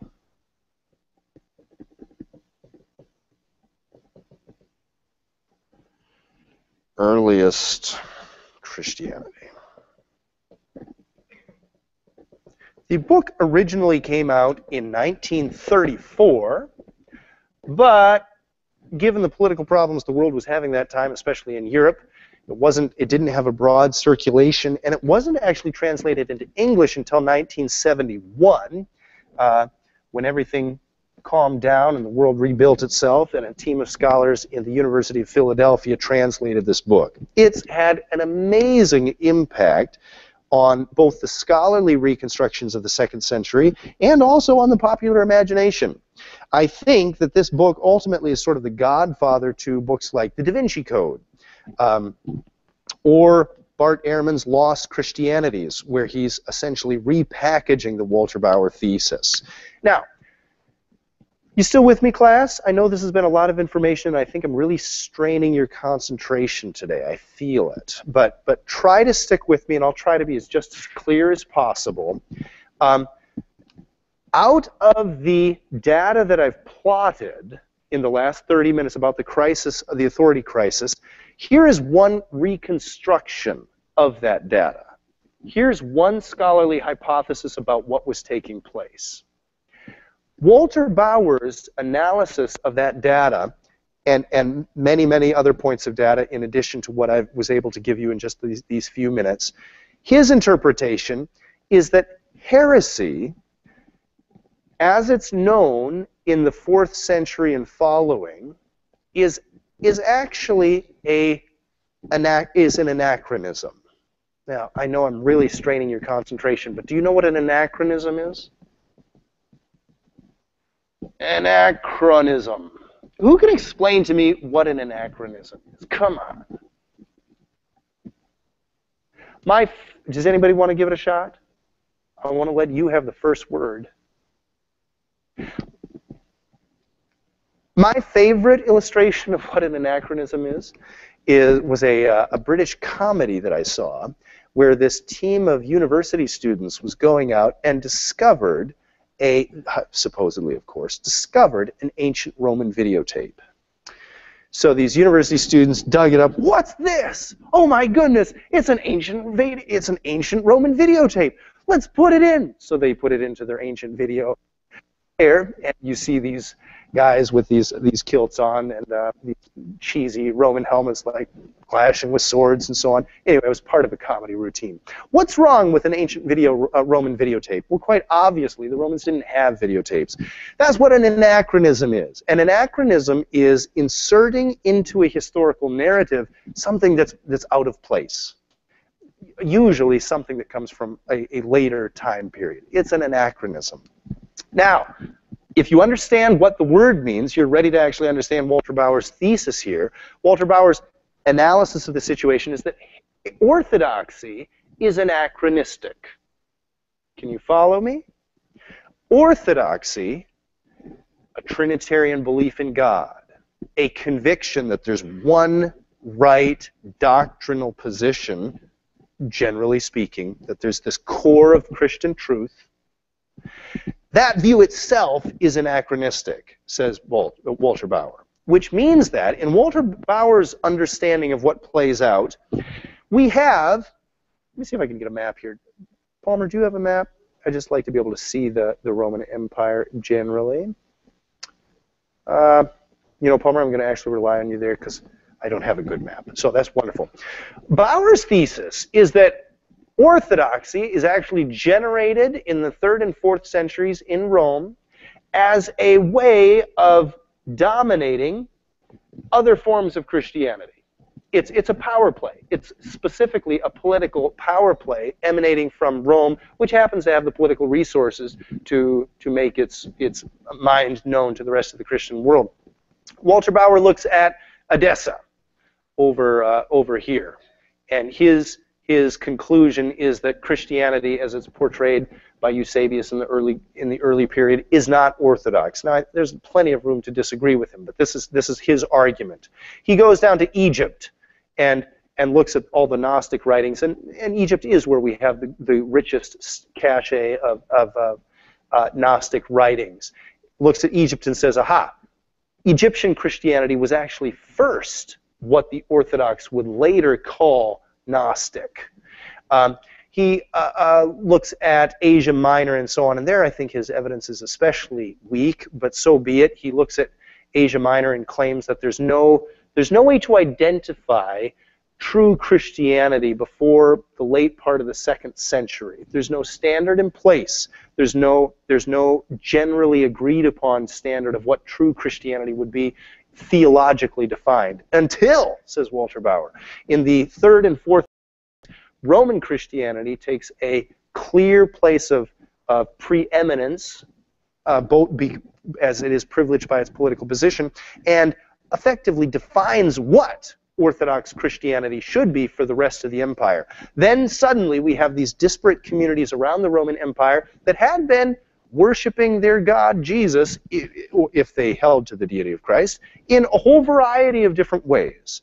And it was only then that we have orthodoxy demanding of these communities that they either align themselves with what is perceived to suddenly be apostolic teaching and the true Christian way, or be identified as heretics. Now that was complicated, but do you understand the idea?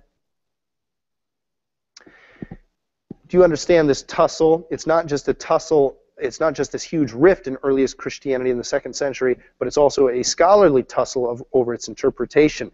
And I think you are beginning to understand why Henry Chadwick says this 2nd century is the most definitive period of Christian history ever, even more say than the Reformation or other dramatic periods of Christianity. This is how Walter Bauer expresses his thesis. He says, perhaps, I repeat, perhaps, and he knows that he's writing to an Orthodox Lutheran audience in 1934, so he's cautious with his words. Certain manifestations of Christian life that the authors of the church renounce as heresies originally had not been such at all, but at least here and there were the only form of the new religion. That is, for those regions, they were simply Christianity.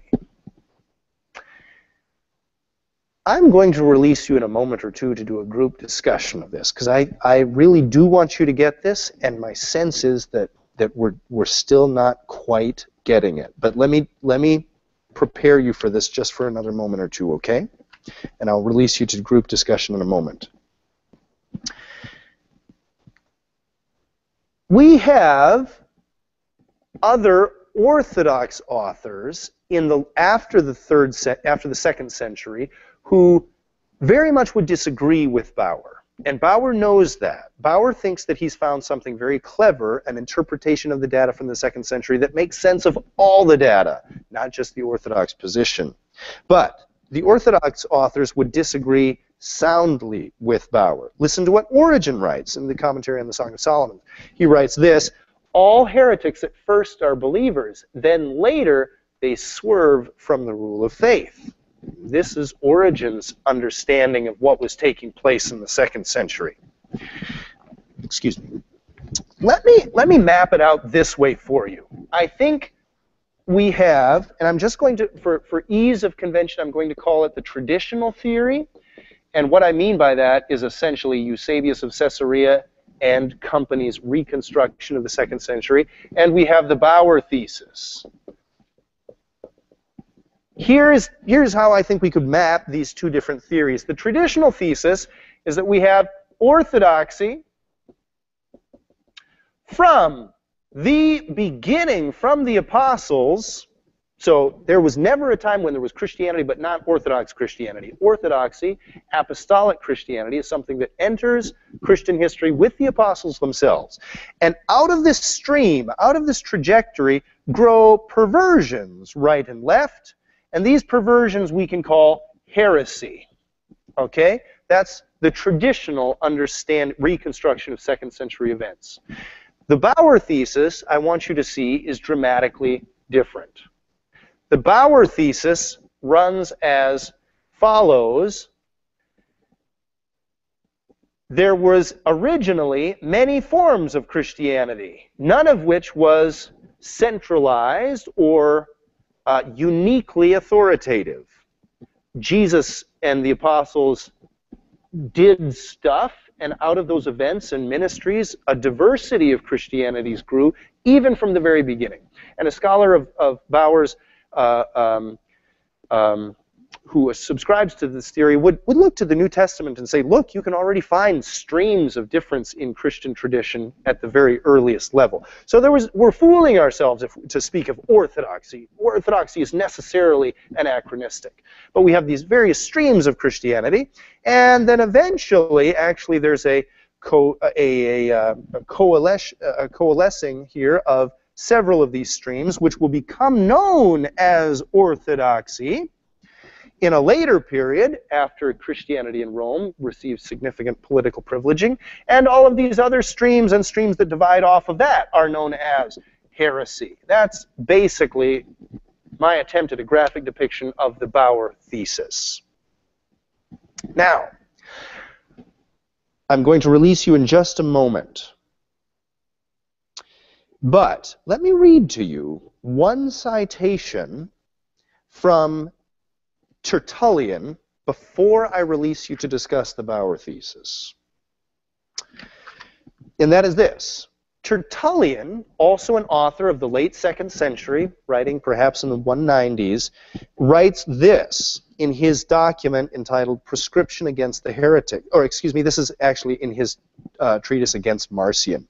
He writes this: in my statement of case against all heresies, my custom is to mark out a shortcut on the evidence of dating, claiming that the rule of faith came first, that all heresy is of more recent emergence. Tertullian's theory, and this is where I'm going to go after our group discussion, Tertullian's theory is in fact that earliest orthodoxy was encompassed in something called the rule of faith. This rule of faith, this regula fide, to use the Latin terminology, or this canon of truth, kanon tes aletheas, to use the Greek term, this rule of faith is a quick snapshot of apostolic teaching. It is, in fact, the kerygma. What is the kerygma?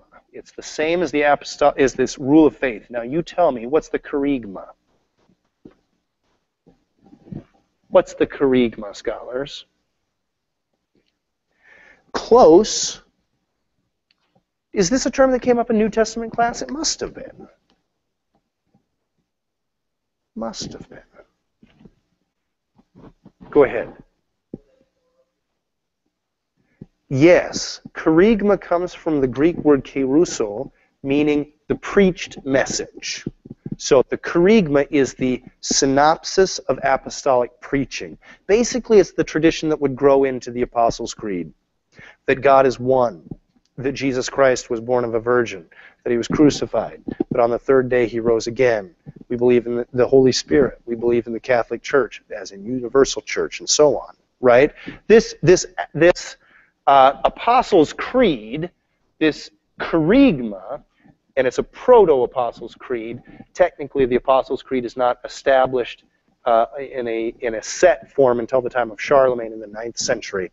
So it's not a set form, but you can trace out with amazing precision the development of this kerygma. It looks almost all the same, although the points, it's sort of a reshuffling of the points almost every occasion. There's never a time when we have two of these statements of the rule of faith in exactly the same form. It does shift its form, but the points always rotate through to be this same body of tradition that's encompassed in the apostolic, Apostles' Creed.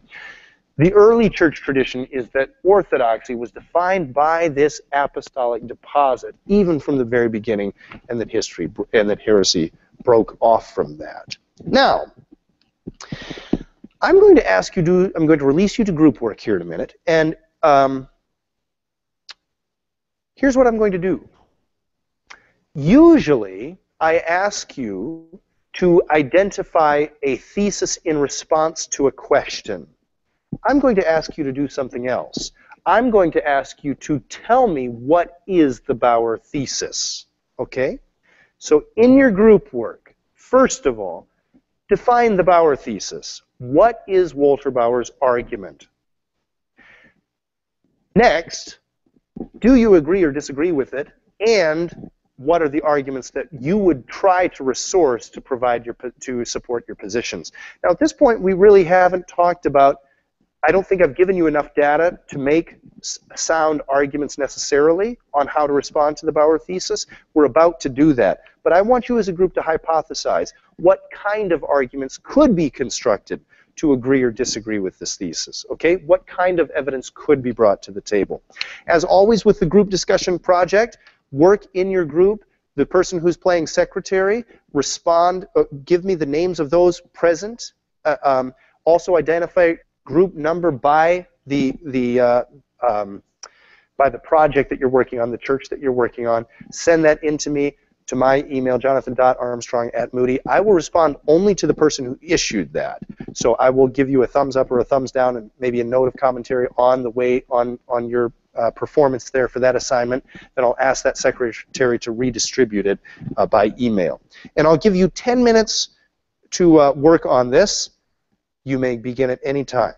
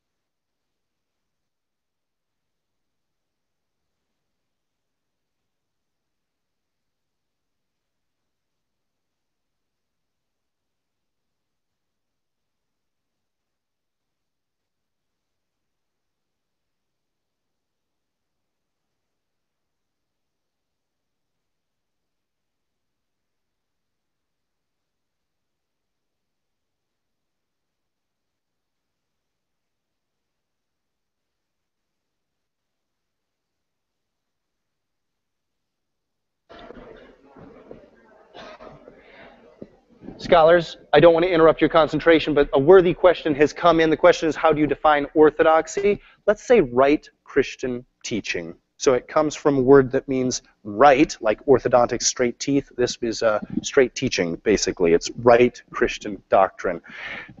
More defined than that, I'll let you do, but that's what orthodoxy means. Thank you.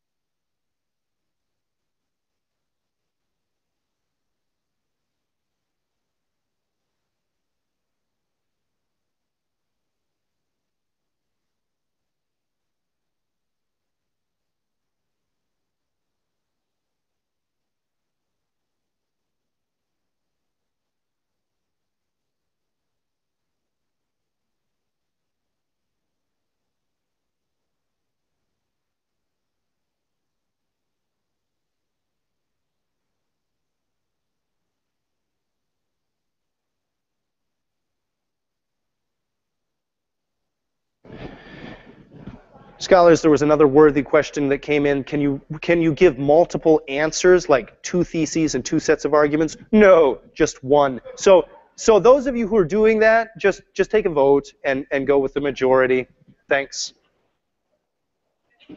It's group work. That's the point of group work.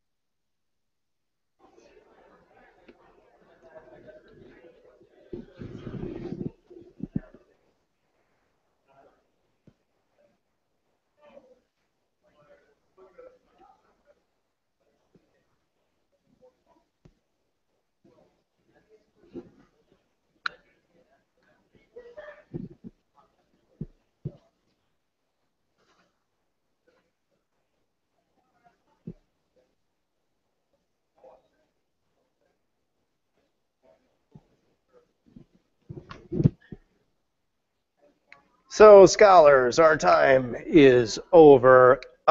Do we need like a minute of overtime? So, I'll give you 1 more minute. Just send in your answer. I'll give you a minute and a half. Send in your answer as best you can. Thanks.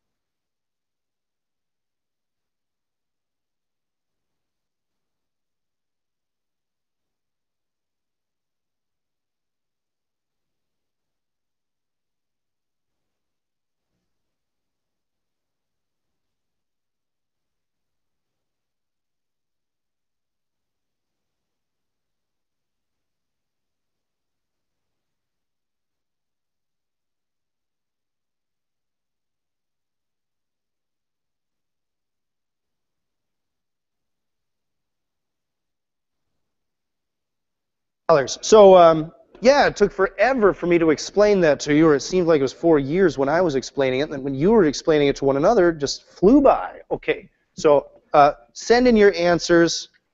I'm excited to see what you've got. Hey, quickly, give me your best one answer, anybody. What kind of evidence would you bring to the table to either affirm or deny the Bauer thesis? What could you bring to the table to make sense of that? Marcus.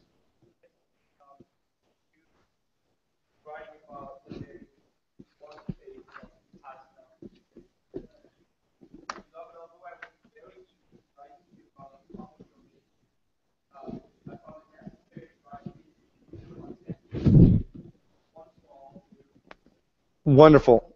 What he's saying that there's one faith. Mm-hmm. Everything that goes off that is heresy. That faith has been defined by God and gave it. Wonderful. Beautiful answer. I'm very sorry that I didn't have the microphone right for you so that that could be caught and recorded. But exactly. Jude talks about the faith once delivered for the saints. The apostles themselves seem to have this idea, although perhaps disagreeing with one another on some points, they do seem to have this idea of a core of their teaching. Good. And one of the things that Bauer has been criticized for in his work is that he specifically will not engage the writings of the New Testament. And he's explicit with that in his preface. He says, look, the New Testament documents are too controversial. I'm not going to use them to construct my thesis of what takes place in the 2nd century. Well, controversial though they may be, the New Testament is still our best window into apostolic Christianity. And so what you're saying, Marcus, has come up in many critiques of the text. Nice work. Are you willing to speak to the microphone? Yeah, to kind of go along with that too is you have almost every single one of the epistles that Paul writes and going to the other churches and being spread around the area, every single one of them says stick to sound doctrine, which has to imply that there was at one point some type of sound doctrine for them to stick to. Good. So what about all those Pauline exhortations specifically? Where, yep, good. In the pastoral epistles and in 2 Thessalonians and so on, where he's, especially in 2 Thessalonians, I think it's 2 Thessalonians 2:16, you can check, or 2:15, you can check me on that, but he says, the traditions that we delivered, whether in person or by letter, receive these as from the Lord. So Paul, even back in 52 AD, had a pretty high view of his own teaching. We'll take one or two other examples. Be right with you, Miranda. Nick? Thank you. I don't know how Bauer engaged with Jesus, but one of the ideas that we had was Jesus, is the foundation of all Christianity. He has to be in there somehow, and so if he's the starting point of Christianity, therefore they all stem from Jesus. Good. Okay, so Jesus by definition must be the beginning point of Christianity, so we can't speak of multiple Christianities unless you're speaking of multiple Christs. Good. Bauer's logic, I think, is operating out of a milieu that's basically accepting of this quest for the historical Jesus. There's been many quests for the historical Jesus, but it's operating out of this 20th century classic liberal Protestant framework that is going to be eager to shelve those questions of Jesus as unknowable, basically is unapproachable. Good. Okay, Miranda, you had another point. What kind of evidence could you bring to the table to affirm or deny the Bauer thesis? Go. We have two thoughts that were a little different from what they said. First of all, from like a logic stance, if you don't have orthodoxy, you can't have heresy. Kind of like when you talk about a curved line, you can't really talk about a curved line unless you know what a straight line looks like. And so that's one of our points. Like, we're not going to know what heresy is if we don't first have orthodoxy. Secondly, we talked about this is the time after the Apostolic Fathers were deceased, correct? So the people who experienced like firsthand like the martyrdom and the Apostolic Fathers, their teachings, their wisdom, they were deceased. And so this new generation was coming about and they didn't have that firsthand experience. So they were more prone to probably heresy than the other generation. I appreciate that, Miranda. Good. I just want to put in a very small footnote to the first point that you made, and that is you were saying that there can't be orthodoxy, there can't be heresy unless there's orthodoxy. The concept of heresy is dependent upon a concept of orthodoxy. Good. Bauer would say that both of those terms stem out of not an early age of Christianity, but a later age looking back. So I just want to add that as a footnote, but I appreciated that very much. Thank you for your willingness to speak to us. We'll take one more comment, and then... So kind of similar to what some other groups have said, is Paul in the epistles constantly is rebuking the various churches. He calls the Galatians foolish. He said you can't rebuke someone if there's no standard. So you can't prosecute someone under a law that doesn't exist. Good. So actually very much similar to what Miranda was saying there too. And another point that the New Testament documents themselves seem to have a rigid standard of right and wrong when it comes to theology. I appreciate all those responses. Thank you for your boldness and willingness to speak. Here is how the early church did respond. You've looked at a bunch of possibilities. You've hypothesized about how the church could have responded. Here's how the church does respond. The church responds by advocating a rule of faith. What? Forgive me, I'm still new to this machine. Stop. Now it's gone entirely. Good. All right, folks, it's not worth your time. So I'm only had a nice picture to put up, though. I do need something up there. Okay, I'm sorry. Here's what the early church did advocate: the rule of faith.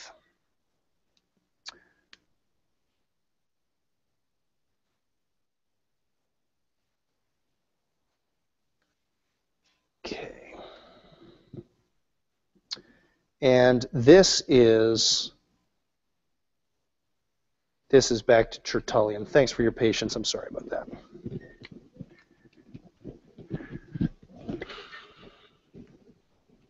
The rule of faith. What is the rule of faith? This is Irenaeus' plan, really. Irenaeus is the one who writes this massive piece called Against the Heresies, Adversus Heresias in Latin, and his argument is to hold to this rule of faith. Now, what I've spent a number of years during graduate school doing is tracing out, seeing if we can get a clear vision of what this rule of faith is before Irenaeus. And I think, after giving about 3 or 4 years of my life to studying it, I'm quite confident, yes, that Irenaeus' basic thesis that this rule of faith was a very primitive a form of Christianity. In fact, it's in the earliest stratas of Christian tradition that we have. I think Irenaeus was exactly right. Yes, this core Christian apostolic teaching does seem to me to be at the very base, the very earliest form of Christianity that we have. What is the rule of faith? I'll have to do this very quickly, which would probably be good because I've written both my master's thesis and my dissertation, PhD dissertation on this. If I let myself go, we'd never finish. So it's good that I'm forced to do all of this in 5 minutes. Irenaeus, let me see if I can read to you his statement of the rule of faith. It's this. And I think I've got it on my slide. Okay. Yes, here we go. This is the rule of faith according to Irenaeus. It's the most explicit form of the tradition that we have, although I've gathered dozens and dozens and dozens of specimens of this same affirmation of the rule of faith in slightly different forms through the 1st century to the 4th century. Here's what Irenaeus says. The church, though dispersed throughout the whole world, even to the ends of the earth, has received from the apostles and their disciples this faith.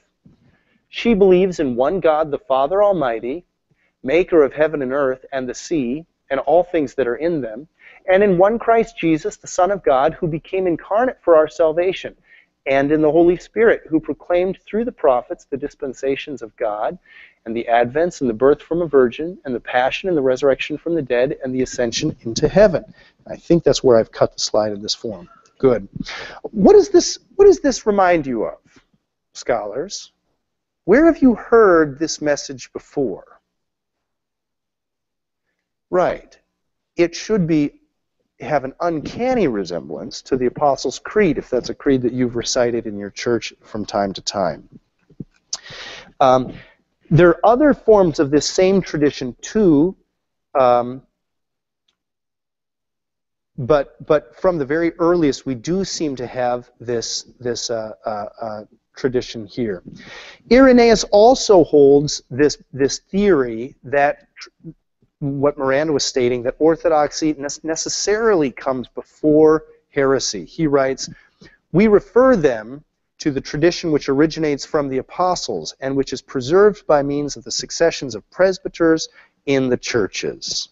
Let me see if I can just summarize things very quickly for you. Here's here seems to be my best 4-minute synopsis of what's taking place in the 2nd century. And I'll do it graphically. I'll do it on a timeline. I hope you all can see that. This is 100 AD, and this will be 200 AD. And here's my understanding of what's taking place. We come into the 1st century with some proto-Gnosticism. We know in Colossians and other New Testament books, too, that there were those who were espousing a knowledge falsely so called that Paul is quite irritated with. And in John 2, there does seem to be some response to what later we would call Gnostic elements. So even entering into this stage, it seems that there was this perhaps Greek reception, this reception of Christian teaching from a Greek philosophical framework that sort of confused the message, that wasn't exactly the interpretation the apostles were trying to communicate. But that enters the century here with us. Now in 107 AD, we've got Ignatius of Antioch. Ignatius of Antioch is almost paranoid that the church is running off the rails. Right and left, there seems to be heresy. Around the 120s, too, when we got to the tradition of Quadratus and Dionysius of Corinth a little bit later, and here into when we were looking at a little bit earlier, when we were looking at Clement's writing to the Roman Church, all of these points converge to tell us that there was this terrible time of crisis in the church. And this happens to be the same time when those who knew the apostles were dying off. So after the authority of those who had living memory of the apostles were gone, who took control of the church then? What happened then? And it seems to be there was this party within the church, we can call them a Gnostic party if we want, that seemed to have a broad Greek understanding of Christianity and the Christian message, which was not the redemptive message that the apostles, or at least that the Orthodox party in the church, claimed the apostles really meant. At the other side of this huge controversy, emerging out of this, we have authors like Irenaeus writing around 180 AD. And his theory is clear. The rule of faith is the definition of orthodoxy.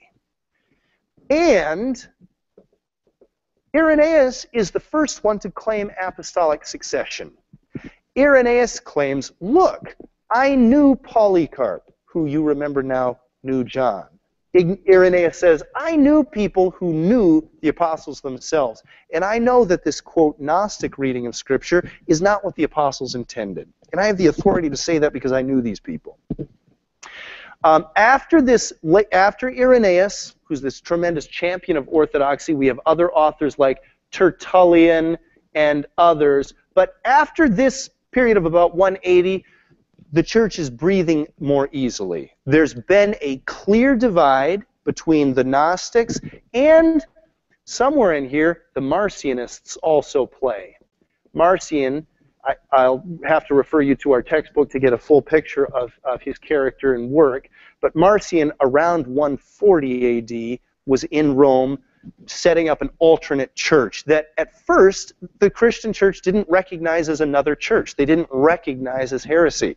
40 years later, by the time of Irenaeus, all of this would be clear. We actually have two parties within the church. What made the Gnostics very tricky is that they called themselves Christians. People going to their churches would have assumed that this was a true Christian church. They used the same language as Christians. They had the same customs. They used many of the same scriptures. But at the end of the 2nd century, all of this would have been cleared out. We actually have two churches. We have the Gnostics, which became remembered in our memory as heretics, and we have the Orthodox, whom we remember as the true Christians. This group here, too, the Orthodox, is also remembered as the great church, quote unquote, the great church. That means the large church, the majority church. That is language that people would use in the 2nd century to describe that movement. So, scholars, that's the best I'm going to be able to do for you. I would love to read to you about 12 pages that I have on the rule of faith, but it's actually not the right thing to do.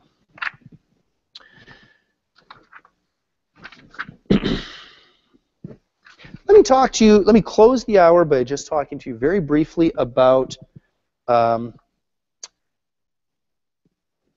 imperial persecutions. There were a number of them. We're going to talk about the conversion of Rome next class period. And so just to set the stage, I want you to think of how dramatic a shift this would be. I want to close our time together by reflecting on persecutions that took place in the church before the Constantinian Revolution.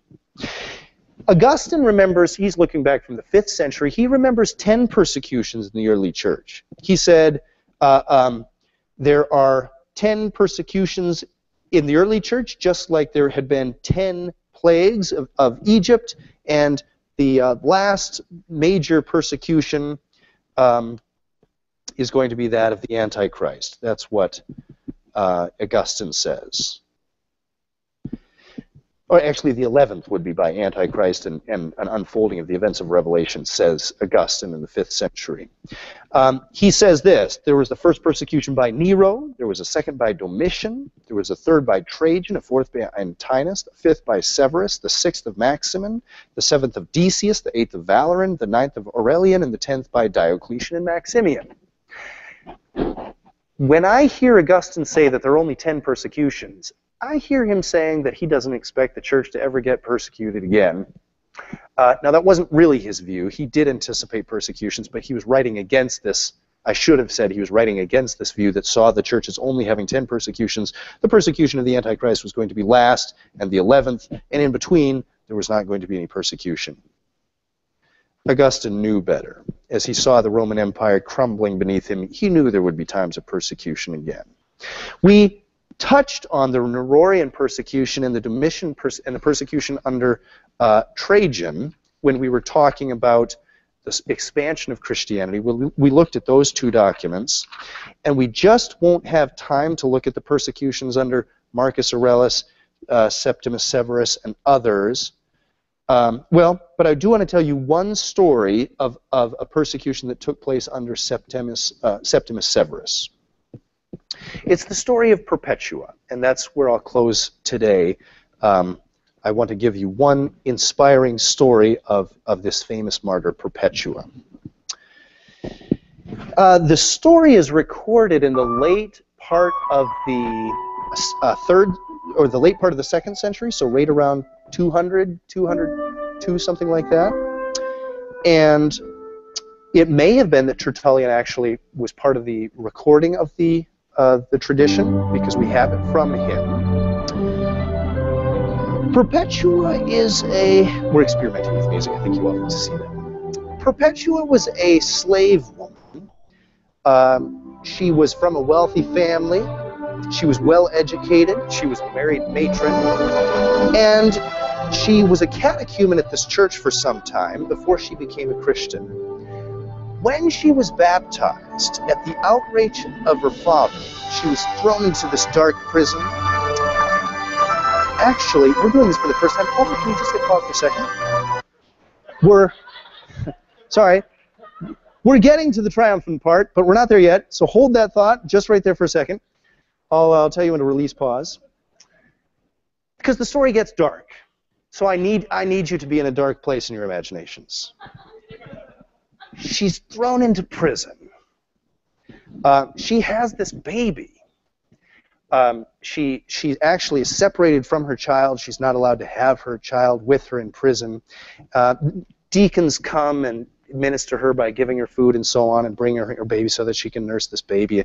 And she's just in a terrible place of stress, terrible place of duress.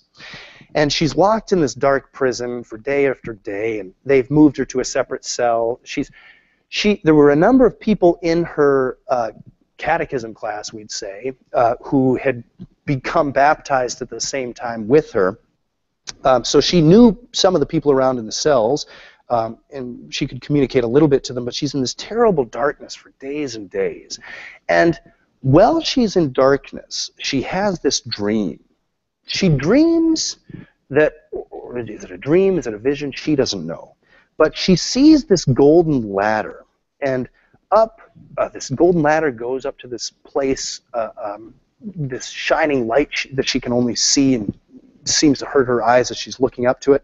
And she can see Saturnus, who's this male friend of hers who had gone through this catechism class and become baptized at the same time, and he's leading the way up to this ladder.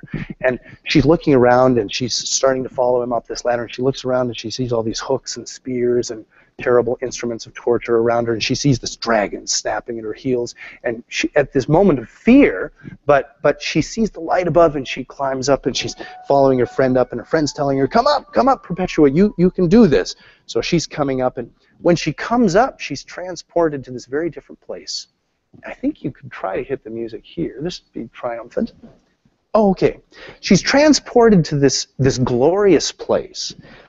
She sees all these people in white robes, and there are sheep all around her. It's this pastoral scene. And there's this old man who's like giving cheese to people. And yeah, and although you might not know this, cheese was sometimes used in the Eucharist in antiquity, maybe even in this story too. It's a white-haired man who's giving away this cheese, and she tastes it, and it's just so wonderful. She tastes it, and then she wakes up. And all the people say amen. She wakes up with the sweetness still in her mouth. Now, she comes back to this terrible scene. Her father's still outraged at her, and she's still separated from her child. And part of the sadness of the story, too, is that her slave, attendant, Felicitas, has given birth, a very difficult birth to this child, and she's going to be led out to the arena and killed as well. Well, she does head out along with others in her catechism class, and they're led out to this arena, and the end of the story is terrible. They're gored to death by this enraged cow. And that's the end of the story. But it's one of the better remembered stories of martyrdom in antiquity, partly for its graphicness. It's just this terrible story. Here's this young woman who's recently given birth. She's from a well-educated background, and it's just a tragic story.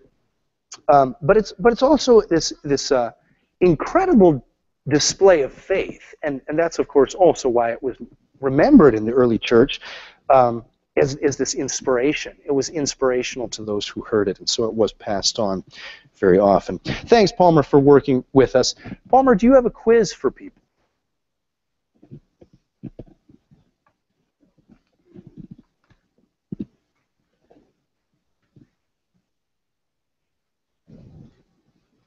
Okay, is everybody on Blackboard right now? It says quiz 1 still? Okay, quiz 2 should be up.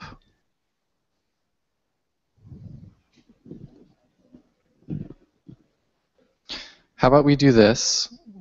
Can everyone just write down their answers? Is that okay? And then quiz 2 will be up, so just like we're doing with quiz 1, we'll leave quiz 2 up as well. And then you can just input those answers for quiz 2. That'll be the easiest, so that we can go through it. Okay.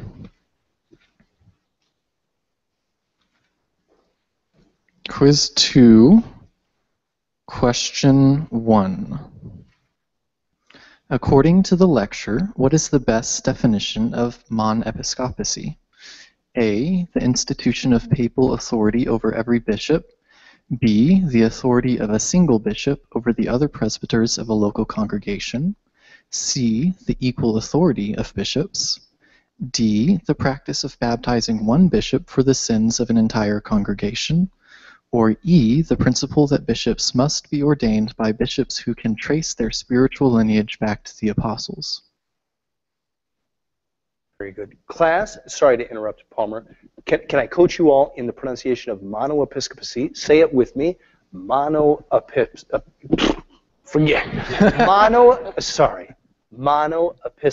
Say it with me. Monoepiscopacy. Pardon the interruption.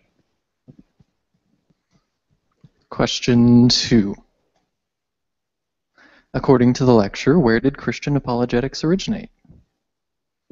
Rome, Antioch, Texas, which is where I'm from, Ephesus, or Athens?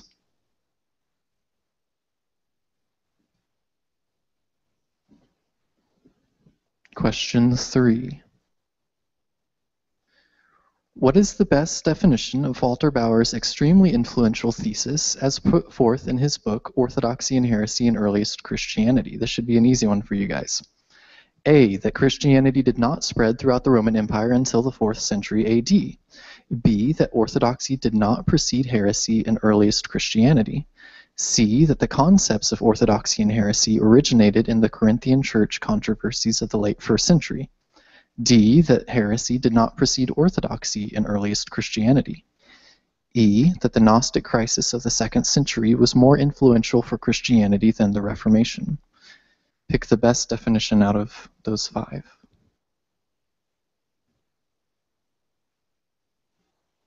And I'm not saying that this is the best definition, but just out of these 5, what is the best definition?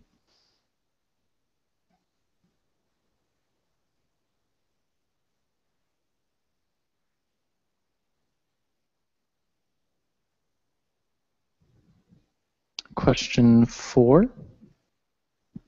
Which of the following is the single best description of the rule of faith? A, it was the 1st century confession Jesus is Lord. B, it is another name for the finished version of the Apostles' Creed. C, it is an early Christian confession, very similar to the Apostles' Creed in form, which was used in a variety of contexts in the 2nd century. D, it is a 5th century Benedictine baptismal formula. Or E, it is an early Christian affirmation of justification by faith through grace.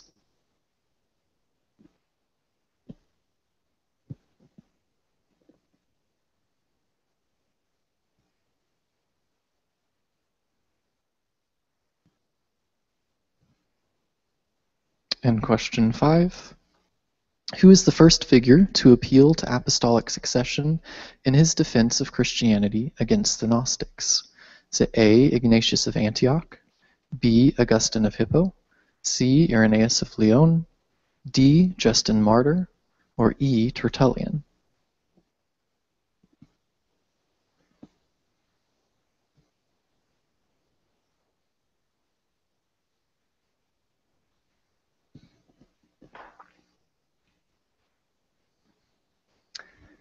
Wonderful.